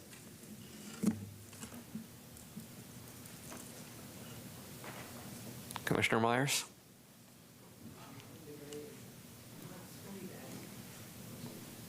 Yes, ma'am. You know, in county government, one of the things over the years, they have been placing art all throughout a lot of facilities all throughout the community. Is it just the cost of the art, Commissioner Cepeda, being $95,000 that you want to? Well, I mean, $95,000, if you think about right now, we just had, you know, this presentation with the hurricane issues we just went through. For example, the portable pumps we need are $40,000. I mean, you can imagine it would have saved many homes if we would have had, you know, that cost could cover almost 2 portable pumps, but so many other things, safety, upgrades for our fire departments, and also for obstruction. I mean, when I looked at the statute there, it was quite a very large statue. I mean, there's, for flowers, and it would be so beautiful and not cost, taxpayer money, and it would just be so beautiful. I get what you're saying, but I know the public and the taxpayers, they love the arts. Yes. They love their seeing, not just like we have over at the courthouse. It was a big uproar about that, but that's what the public wanted, was that piece of art over there. But if It's you're gonna not bring like art. It's something, not art. I mean, like, I love art, and Commissioner Cohen had just mentioned how much he loves art, and he still is, I think this was just the one I was item. going to say, Commissioner Myers, Just the one item. the motion on the floor is for deferral for such a conversation, because I Okay, actually have so- notes related Yeah. to it, because it isn't a single art piece. There's 7 planned in my district. So I do believe that we need to have some discussion around the cost. okay, thank you. Thank you.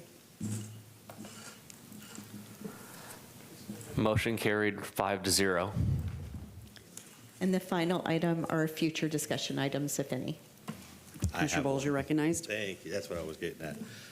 Well, this is kind of serendipitous in a way. I'd like to make, Commissioner Chris, I'd like to have staff bring back a report identifying potential locations within this lovely building where we can have artwork created by youth in our Hillsborough County to be displayed in our somewhat drab lobby. It's a great idea.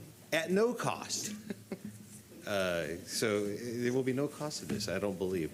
The goal is essentially to highlight and celebrate the creativity of our local youth by showcasing their work in a public space. Let's do this. And I can help coordinate with the different groups out there that I've already reached out to. Stepping Stones is one of those, a great after-school facility that does this in Sulphur Springs. I think that would be, hopefully that'll be our first one if we can do that. So I'm initiating the process formally. Thank you, Madam. Thank you, Madam Chair. And we used to do that. Used to all be on the 17th floor. Make it happen again, that's right. I love that idea. And the price. And the price is right. Seeing no others, we're adjourned. Thank you. Thank you, Bob.